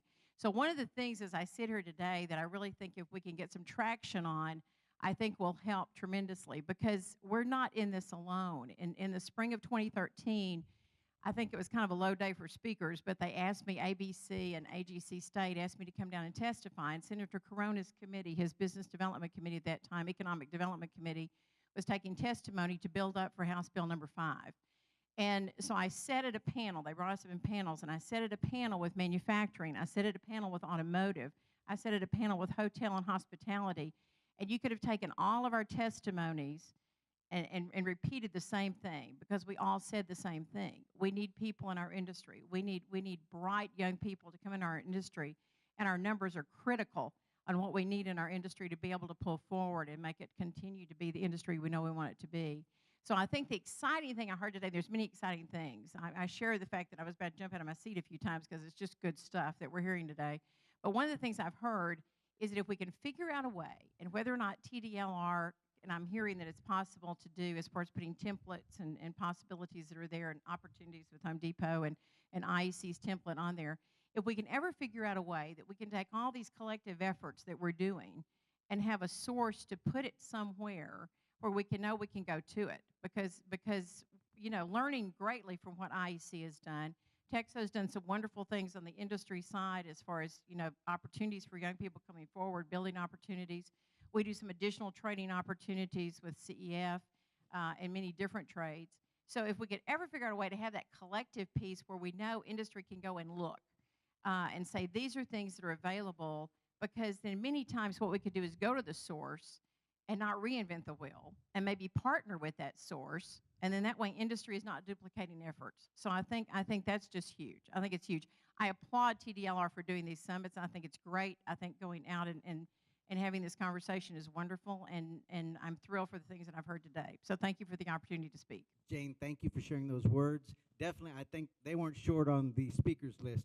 You were very well spoken, and I appreciate you sharing your ideas. What I can commit to today, so the very first presentation that we did, we had presentations from, again, an expert on House Bill 5 and the Texas Workforce Commission. When they provided us a presentation, we put a link on our website with all the information they shared. So what I can commit to today is that there's some template or something the IC puts together in the next couple weeks. You mentioned you all were going to have a meeting on July 27th, something that you're willing to package, even if it's just a link from our website that I can associate with this summit. I can commit to putting that on our website, and that way y'all will have a place to refer people to, whether it's a school district, a chamber of commerce, whoever's interested in helping with these efforts. I'll make sure that we can put a link up there, but make sure to get my card before we leave here. Y'all might have my contact information already, but I want to make sure we're at least providing a conduit. That's a step that we can take and would be available to thousands of people that can visit our website potentially. Do we have any more educators? Anybody that wants to make a comment?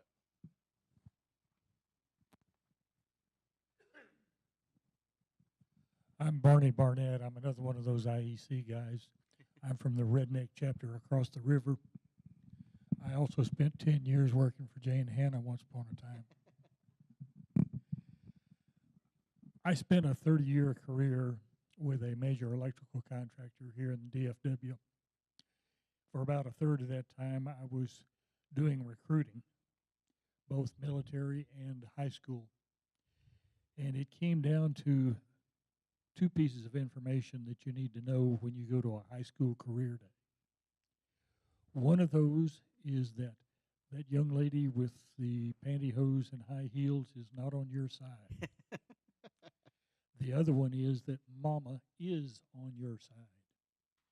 You see, when you explain to mama what the realistic economic differences are between college and apprenticeship, she buys in every time.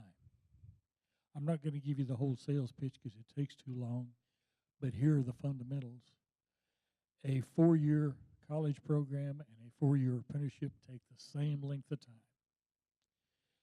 The results at the end are very similar. However, that student debt isn't there at the end of apprenticeship. And that self-reliance at having been gainfully employed for the whole 4 years is a really big deal. Here's the dollars and cents bottom line. A shiny new bachelor's degree in general studies, or if you will, elementary education, today will get you a job if you're really lucky, period. It takes luck to go with that degree to get the job. And when you do, it's going to be paying about $40K max. A shiny new journeyman electrician today is going to be making about twice what he made it when he started as a first-year apprentice. That was true when I was an apprentice, and I journeyed out in 1963.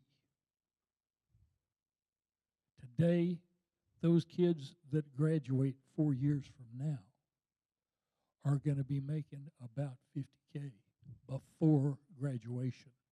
That's before they get to go take the TDLR test. That recruiting information needs to be put into the hands of the people who are making contact with them at as young an age as is humanly possible. I know that it's not typical to have opportunities to get into the junior highs, but if there's any way to do it, that's where we need to be. Thank you for that powerful example and a powerful sales pitch as well. I can tell you had some practice at it. The lady that came to our very first summit from Texas Workforce Commission, she had numbers very similar, 50,000, 60,000 plus monies for electricians depending on their skill sets. So the data is actually there. The Workforce Commission actually has that information. Their apprenticeship programs show what starting salaries are in Texas, but getting that information in front of, I think you said mama, getting in front of the parents, you're absolutely right. That is critical because mama's going to tell the kids what to do, right? They're going to listen to mama, hopefully, if they were raised right. Who's next? Tim Davis, Mount Pleasant High School. I teach electrical. I just want to, I know we're getting the programs, trying to get these started, but project-based learning is super important to keep these kids interested. These kids want to see the light come on, so it's really tricky for us educators to do that book and then trying to find some of these project-based projects for these students to do. And that's what they're looking for. At 15 years old, and you just keep them in a book, it's may not turn out so well because they want to see a light come on. And that gives these kids that may not be real academically strong, it keeps their interest. And you'd be surprised how much better they'll start doing in their academics when they get a little bit of encouragement and see some accomplishments with that light coming on. So project-based learning is super important to get these kids interested.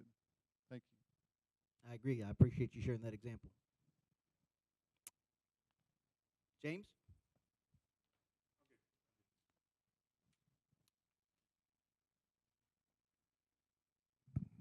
Could I, James Hathorn, Chief Electrical Inspector, City of Irving. Thank you all for coming to our city.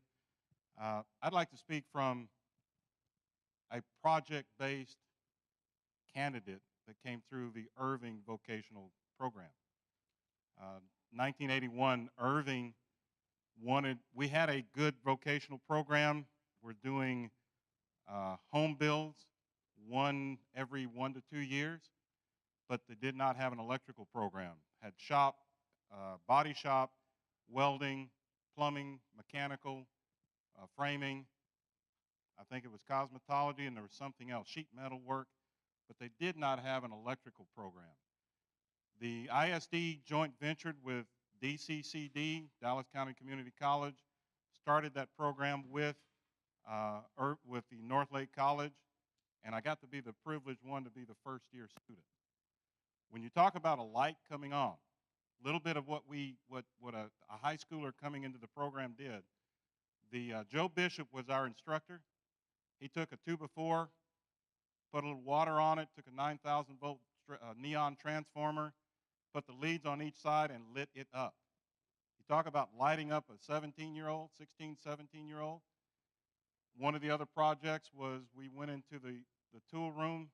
He said, your project today is we're going to make a motor work. Anything in this room, we're going to put power to it and see if it works. You have varnish wire here, anything you want to take and use. So my motor was the most efficient motor. It just didn't have the torque with it because I used a mineral strap for the stator, and I forgot what I used to wind the rotor. But anyway, took copper. I think it was number 8 wire, beat it out to make the commutators and various different things. So yes, you put a 16-year-old with something practical and you light it up or you put power to it and see it smoke, gets your attention really quick. But I wasn't, as I graduated, I didn't see where that was going. Got into the trade. I actually started doing motor controls before I graduated. Spent about 8 months to a year doing motor controls. Got into the trade. First time I was part-time on the job site doing townhomes, and then progressed on up from there. The greatest outcome of this is I got the privilege of being an electrical inspector at 21 years old. Because I started at 16, because it was Irving exam took a year for year of education at that time. By the time I took my journeyman's license at 19 and was inspecting by 21, just the opportunities, the door opened, and been inspecting now for the last 32 years. Having that fundamental start, I was a code kid. When we opened the code book in class, I enjoyed it. I'm that weird guy that enjoyed code discussion, code language. And if I can put a plug on it, we need to elevate the industry, not just in high school, but in the field. We don't have an educated industry anymore. The industry has, due to some interest, and Home Builders Association has probably primary, has lowered the standard so that we don't have a qualified guy showing up regular on the job. And by lowering the standard, we've also lowered the outcomes. And the outcomes are the products that we use or that you buy and move into and live and operate and do business in. So we've got to elevate our industry. We've got to also elevate the man on the job. And in my profession, we've got to elevate the inspector. Because now that we've got a lower industry qualification, pricing has also affected legislation, and so that now an inspector is being hired in at $38,500 to $40,000. You get what you pay for. And now how many contractors do we have here today? 1, 2, 3, 4, 5. Is it to your advantage as a contractor to have an inspector come out that's not qualified? It's not. So we've got an uneducated industry, an unqualified industry, but we've got an inspection force that is also not as qualified as it once was. So we've got to do a systematic work in elevating the whole qualified part of our industry. And starting with the children and the teen and the students is a great part. But they need to be able to see where the outcomes are, not just getting an apprentice license to a journeyman license, maybe becoming a master, maybe becoming a contractor. But we're looking for inspectors. And as the privileged job I get to do on a day-to-day basis, I get to educate. A red tag is not a negative if you've got a qualified guy. Because a qualified guy understands he gets better or becomes better qualified with the red tag, understanding that it's just a stepping stone to a better job. Is that fair, gentlemen? All the contractors, you learn or can learn from a red tag. But until we address a systematic work, as we're talking about, not just from the student, but all the way through the process, we have to educate and qualify everyone in our industry, or we will not have an industry. We'll just have assemblers and those assemblers won't be making very much money in the coming future if we're not careful. So not only do we need to get the students, yes, I'm a product of it. We've also got to get our legislators to understand that, Mr. Bell, I appreciate where you're going and hope you get there with great support. But when you get educated in the process at the legislator, being able to grab your fellow associates to understand what's going on is going to be key as well. I stepped out a few minutes ago and stopped one of our councilmen that was walking by and bent his ear a little bit. So yes, we've got to do a better job of networking. One of the things I have fun doing is networking, and matter of fact, our International Association of Electrical Inspectors, we attempt to do that part from that side of it. Educate, hold the standard, but also network with contractors, electricians, and anyone else we come in contact with. So we're on the right track. The packaging, or as we've been talking, is going to be very instrumental on how we can connect all those parts together to something that's marketable and accessible. Thank you. So you James, just thank you thought very this much. was a labor problem. Now you see the domino theory. As an electrical inspector and the chief for the state of Texas, I don't know who I'm going to pass the torch to. We've got to get better trained and qualified electricians. It makes the industry better. It makes it to where we have a qualified pool to bring in new inspectors. I try to tell young men and women, I know the teachers have heard me when I'm there, that each time you get a new license, journeyman, master, wireman, whatever it may be, that opens the door to whole new opportunities. Nobody said you've got to do electric work the rest of your life. We actually know a gentleman that came out of MacArthur High School.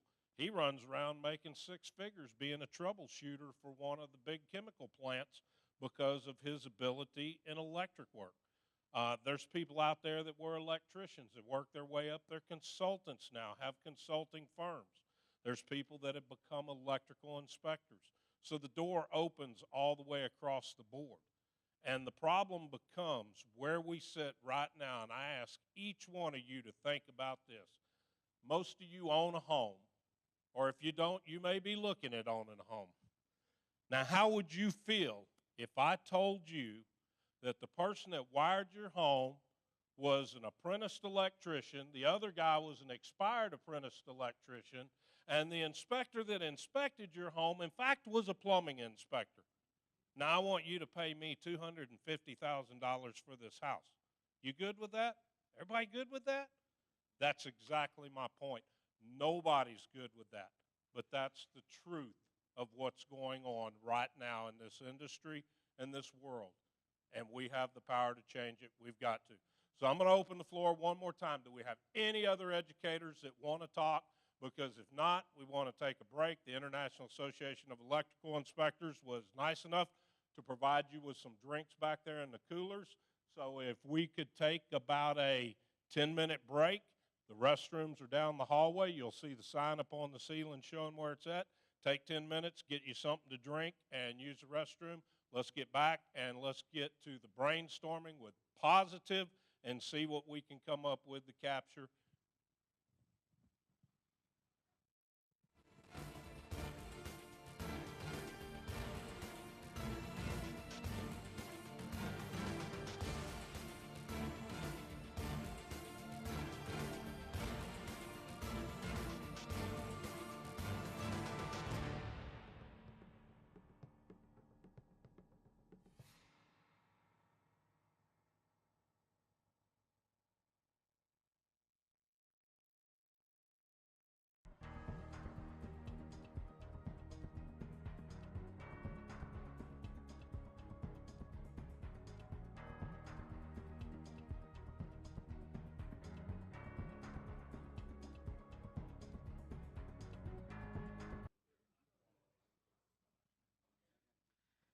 Thank you very much. I appreciate you joining us again. So because we've run 2 hours already. We did a lot, 4 hours for this, but we don't need to use up all the time. We're not the state. We're not making extra money by spending extra time. We definitely appreciate the extra time y'all are taking out of y'all's days to participate in this.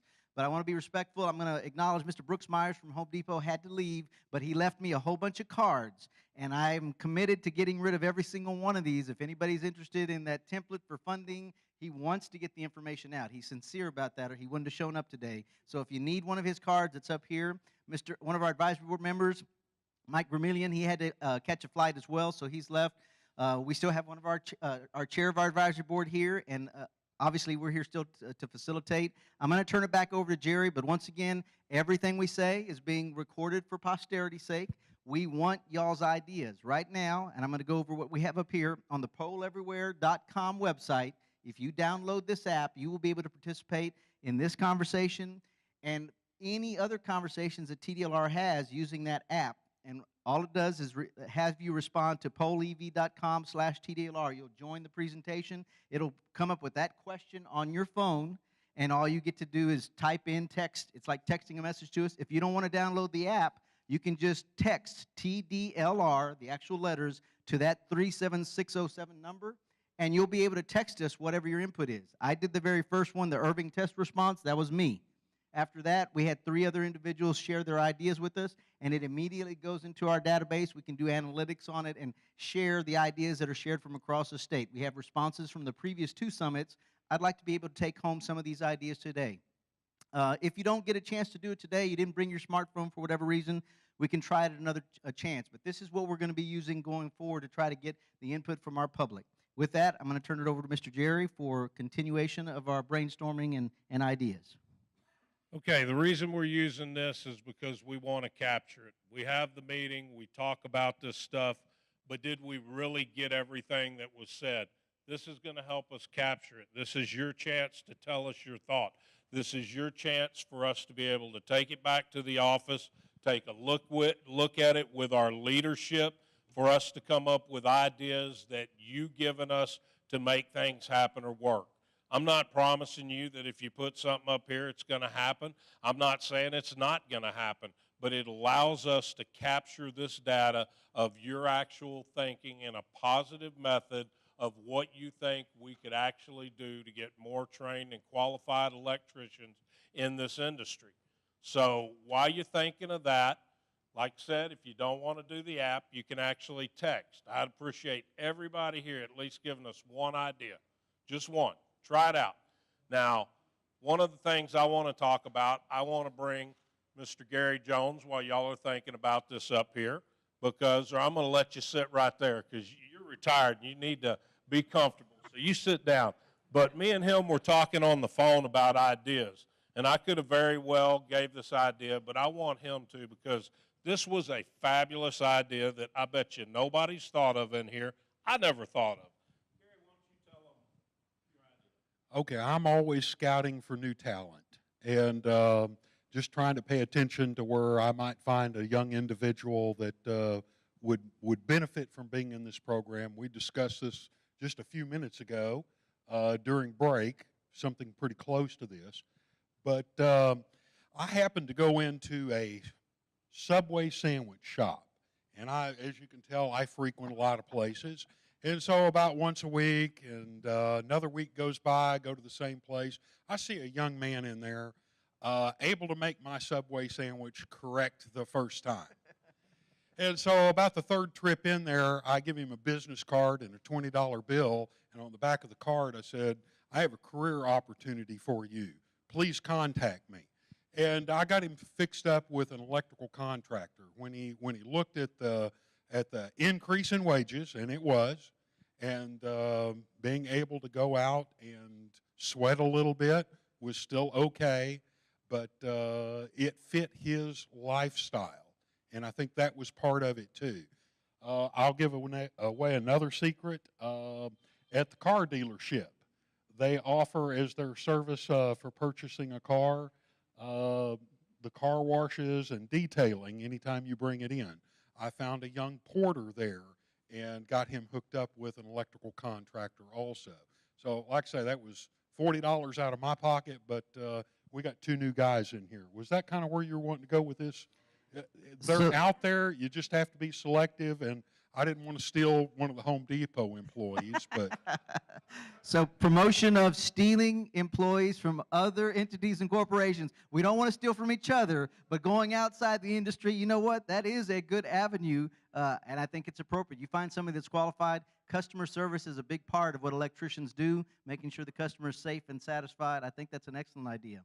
So just to give you some more comfort level with the Poll Everywhere app, so it's just going to come up on your phone, almost looks like a text, and it's going to ask you the question. It's going to tell you you're participating in our presentation, and it's going to ask you that question. If you don't like texting, or if you're not good at texting, you can actually hit the microphone. If you have an iPhone or a Samsung phone, there's a microphone, and you can just say your idea right into your phone. You don't have to worry about the texting. It'll go up there for you. Once you hit submit, it's going to go up on those ideas. So you can see how the ideas come up. We've got overall a marginalization of craft jobs has occurred. Public relations campaign is needed to put an end to the stigmas and negative stereotypes of craft labor. Not sure how we'll be able to help so much with the public relations and the campaign, but you know what? If my executive director tells me we can explore that, I'll get with our public relations officers and see. I'm already committing to whatever links we can get from any of the providers here that would give us the templates or the package deal, if you will, that we can get out to the public, we're going to do that. So I've already got a card from NCCER. If there's anybody else that can get me their cards about information, package deals that they can send to me in a digital format, I'll put it up on our website as a link so other people can use it as a resource. Jerry? So, you've heard 2 ideas, you're seeing ideas. There's a person that's retired from the industry but takes $40 out of his pocket for 2 young men, gets them into the industry. Now, if everybody in this industry could get 2 people in, we wouldn't have a problem, because right now we have over 150,000 licensees. 150,000 licensees, two people from each person. You do the math and you see where we are, and there's not a problem. But we can't just pull anybody in. You know, unfortunately, I know everybody wants to say anybody can do it, but you know as well as I do, not everybody can be an electrician. There is a certain knowledge, mechanical aptitude, and especially math that you're going to have to get. Not to say that a little training won't help, but these are things we're looking at. While we're looking at them, putting them down, you know, I think about things occasionally, and I really run it through my mind about the bizarro world we live in. Now, perspective.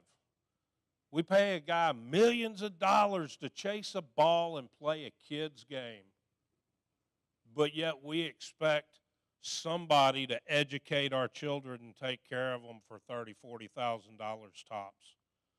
That's a problem. And you know what's really a problem? The guys making the $1 million for chasing the ball, playing a kid's game, expect the same thing from you as an educator. That's crazy. We've got to change it.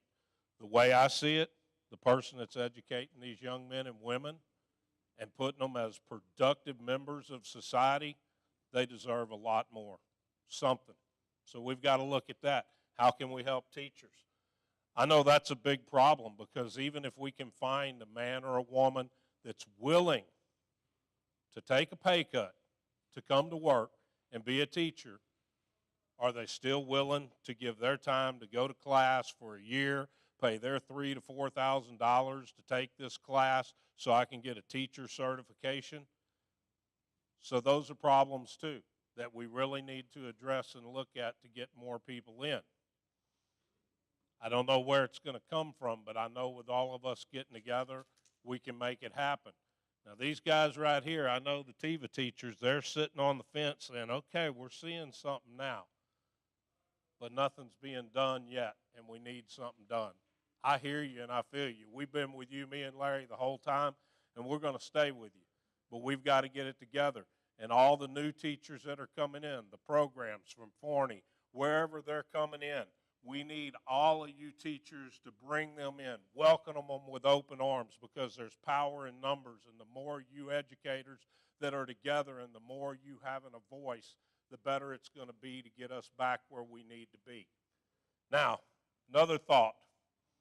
We talked about counselors. I know what it's like. I went down to Victoria, me and Larry with James. We sit in on their meeting. We helped him fill up his class so he would not have his program cut. Filled up his class with new ninth graders coming in the next year. I get a call, and it's like, hey, how you doing? How's your class going? You know what he called me to tell me? He called me to tell me that he was leaving because they were cutting his program because he couldn't fill the class. What do you mean you didn't fill the class? We helped you. You had everybody there. No, counselors told these parents and people, it's no good. No good to be in this trade. So he couldn't fill his class. He was a very wonderful educator, very wonderful. So we lost the program there. And the beautiful and positive thing about today is I'm hearing about other schools, Forney. I'm hearing about schools in Corpus that wasn't here today. I'm hearing about a school down in the Houston area that they bus everybody to. But we have new teachers coming in. So this year, instead of talking about the one or two we lost, we actually can celebrate the one or two that we built back up and hope that we can continue the momentum to make it to where every high school, or at least every district, has some type of program. Whether they do like the district you talked about, that you partner with other school districts and bring them in, or it's just a district itself with a magnet program. But these are all great ideas because smaller school districts may not have that type of money. But if we've got 4 or 5 communities up there like you are, little bitty communities that can all come together and share that cost and put a program together like you have in Mount Pleasant, then maybe we can get more put in. So that's kind of where we are. We've got ideas. So let's just take a review. First one, amend the rules to allow an applicant credit for actual hours worked versus OJT of 2,000 hours. Hey, are y'all reading my mind? That's what I've been saying. It's not fair for the guy that goes out there, because I know a lot of electricians right now working 60 hours a week easy. They'd work them more if they could, but they'd probably die on them. But they're working hours, and they're only getting credit for 1 year. Then we have people that for whatever reason, they only maybe work a half a day or a half a year. Well, wait a minute. He's getting credit for 2,000 hours too. Where's that fair? It's not. And we need to bring fairness back. But how do we do that? Do we make it a secondary path? Do we offer it as a carrot maybe for that applicant to get them in a qualified apprenticeship training? Try to lead them there. We could always have path A and path B. You know, what is it The Rock says? We got path A, we got path B. You're not going to like path B. So, but anyway, we've got ideas that we can do. Have TDLR waive apprenticeship fee for electrical apprentice license for students. That's something that could be looked at. I don't know. Can't promise you. I know some people, when you take their money away, they start asking, where's my money? So I don't know. But that's a good idea. Why not? A lot of the people that I've heard today that are in apprenticeship in the high school programs are a lower income, tier 1, I believe you called it, income. So why not give them some help there? Jerry, let me interject there. So as part of the Harvey disaster response, our executive director actually decided for those affected areas, for licensees, they would be allowed to waive the CE requirements for a period of time if they were in the affected areas. There was fees that were waived as well. So this is something that we could, any idea that's put out there, we can explore it. We just need to find that there's a basis for it and make sure our bosses are okay with it. And when I say our bosses, not necessarily just our executive director, the legislators that collect the monies from our agency may have some say on it as well. Okay, so before that one rolls off from 7 minutes ago, TDLR should allow journeyman electrician applicants to test at 6,000 hours of OJT if enrolled in a Texas Workforce Commission recognized apprenticeship program. Doesn't sound bad, and I am for giving, again, some kind of carrot, some way to sweeten the water to get these young men and women to get into a apprenticeship program. Now, I think that's where we've got to learn compromise, the art of compromise. Right now we're at 8. We want 6. I find a good medium at 7,000. I would be an advocate at 7,000. At 6,000, I'm going to have to stay where I'm at. But I would be an advocate at 7,000. Maybe y'all would, maybe you wouldn't. What do you teachers think? Do you think 6,000 is good? Do you think we should lower it? What do you think? Y'all are the educators. This is your program. This is what I want to hear from y'all.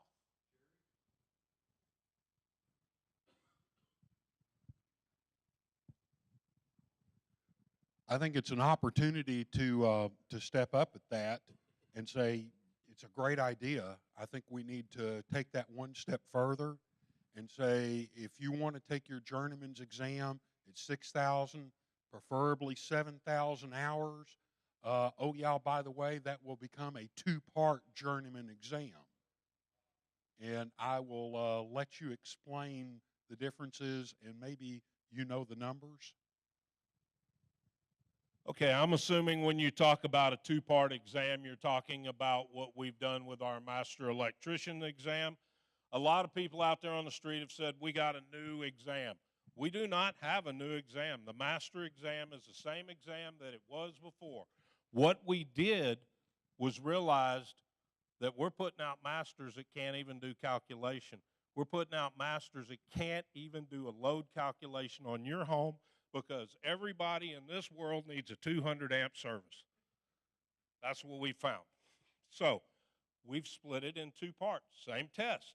Now you got to pass calculations and you've got to pass the knowledge of the code book. And I will tell you, we've been down around 10, 11% for people on calculations. And that's going to be an issue. So what do? I have to go get some education on how to do these calculations. Remember what we just talked about a little while ago, that not everybody can be an electrician if we can't do certain stuff? That's where we're at. So I believe what you're talking about would be your idea if we were to actually lower the hours to take the examination. Now, mind you, legislation, we couldn't give the license till you got your full 8,000, but if we allowed to take the exam early, your recommendation would be that it be like the master and split into 2 parts to where the calculation and the knowledge are separate. Okay.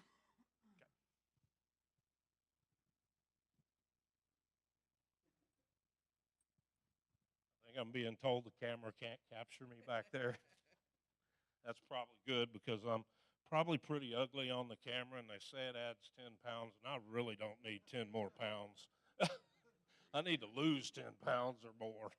So anyway, these are great ideas, and it's something to consider, and that's exactly what this is about, so we capture all this information. So I'd appreciate it if you did put it down, thank you, and if you haven't, put that idea down so we can review that, because remember, it's not just going to be Jerry and Larry and David that get to look at this. This is going to be leadership that can actually give us the approval to move forward with this or not. So it means a lot. It means a lot that you've took your time out of your day to come over here and work with us, because we're trying to do everything we can. We could have been like any bureaucratic agency and said, this isn't our job. Our job and our charge is not this. But we see the problem. Me and Larry, real electricians, we understand. I came into this as an inspector after getting to the master level to give back to the industry. And if this is one way I can give back to the industry, is finding positive solutions to build this industry back up that we've tore down, then so be it. Let's do it. We need to build it back up. It's been 20 years coming. First time we realized that we had a shortage on our hand, believe it or not, was 1998. The drum sounded then. We've sat for 20 years, and it's really killing us now. So we got to get it back. What is another one that's up there? Allow apprentice to use OJT hours towards licensing. Again, we just talked about that, real-time hours versus just 2,000 hours a calendar year. Provide a stipend for teachers or have a supplemental pay for electrical trades instructors. There you go. Good idea. We talked about teachers need more pay. I don't know. Maybe the contractors need to look at something like this. I can tell you one thing. Y'all said, how do you get mama and the kids interested?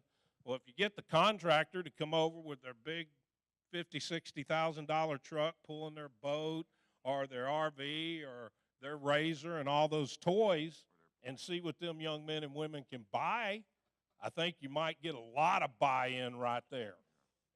Now, don't ask me because I'll be coming in the tiddler, and I'm working like you, like teachers, okay? So we're in the boat together. I understand where you're at. Have TDLR come into the classrooms and speak to the kids in the industry. They already do. We invite anybody to invite us to your class to speak. We've been to Mr. Thomas's class, we've been to y'all. I can't just show up unannounced. I can't show up unannounced. Our charge is by your request. Send me the request. You got a request, we'll do it.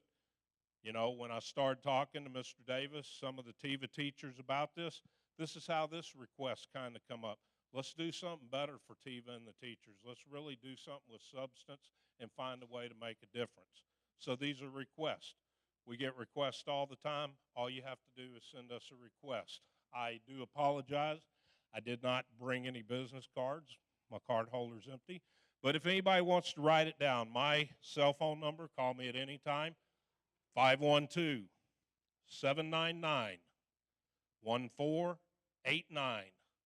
My email address is my first name, Jerry, Jerry, dot Daniel, Daniel, at TDLR, dot Texas, spelt out, dot gov.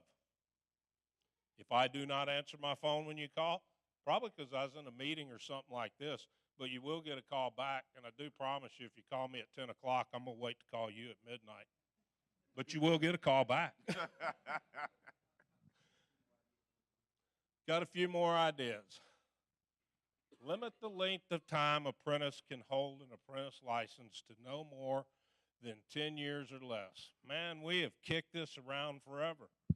But we're in a country it gives you a right. If I want to be a lifetime apprentice, that's my choice. Why, I don't know. Why don't we turn that around and say, let's all encourage our apprentices. Let's give them incentives. I know my incentive from my boss, I was telling them earlier, he going to send me to school, and he gave it to everybody. But if you fail that semester, I'm taking it out of your check. You pass, I pay for it. Then at the end, you graduate, I'm going to give you a $5 raise.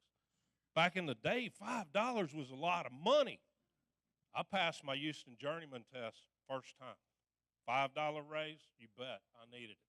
So we can't tell apprentice that they can't be one after so many years.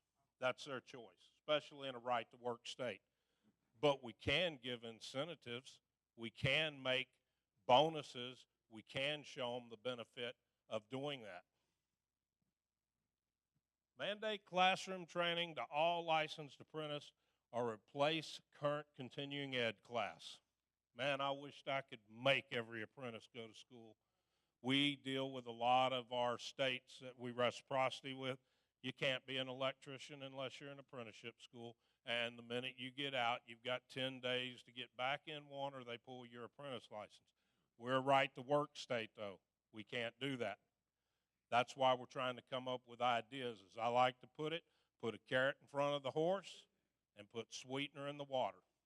Nobody said we can make them eat it or drink it, but we can at least give them that opportunity. Offer tuition reimbursement for certification of teachers to get more qualified instructors. Absolutely, absolutely. But where do we get that funding from? If we can't get it from government entity, then we're going to have to find the private industry that's going to do it. And in the end, getting more qualified trained electricians benefits the industry. So maybe this is an industry problem that we could help out if there is no funding available through some type of bill or the government. But I do agree with that's a good idea. So I think we went over most of what we have. This is the review. I'm going to leave one more opportunity for anybody to speak or forever hold your peace. Do I have anybody else that wants to take? Are you good with what's happening? Do you feel good about where we're at and where we could be headed?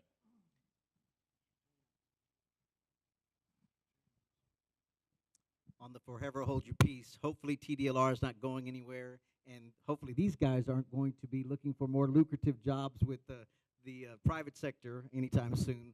But you can always reach us. If you don't have our business cards, we have email addresses. We're going to take your ideas, but this is a good opportunity because this is when we have everybody excited about these ideas, working on it. I know all of you guys have to get back to y'all's other real jobs or y'all's family life, so I didn't want to keep them too much longer into the traffic. I know that's a hassle back in Austin. We're going to be heading back and probably won't be arriving right until traffic time. So definitely want to appreciate the hospitality here. James, once again, Gary, all y'all's hospitality in getting us this facility, and Stefan back in the background with the direction, and hopefully we didn't mess up the streaming opportunity, but really appreciate the work that goes into doing the broadcast. All of this information, what we've done today, is going to be available on our website as soon as we can get it recorded up there. It may be already archived when we leave here, but if you have information, once again, if you haven't gotten my card or you need our contact information, we want documents, digital documents if possible, that we can put links to, or if you just have a link to a website that's going to give us that template, that guidance we need, let us know, and we'll put it on our website and link it to this summit. Closing thoughts? Yeah, I wanted to say, just like we talked about partnerships, this was put on in a joint partnership with TDLR and the City of Irving. If it wouldn't have been for Mr. Hawthorne and Irving, we might have been sitting in a small hotel room or something like that. So I do want to thank the City of Irving and you, Mr. Hawthorne, for helping this. I want to thank the Inspectors Association for providing some drinks for everybody here, which that was a bonus. And thank each and every one of you that's given your time to come here today. And most of all, I want to thank each of you educators and teachers and tell you God bless you.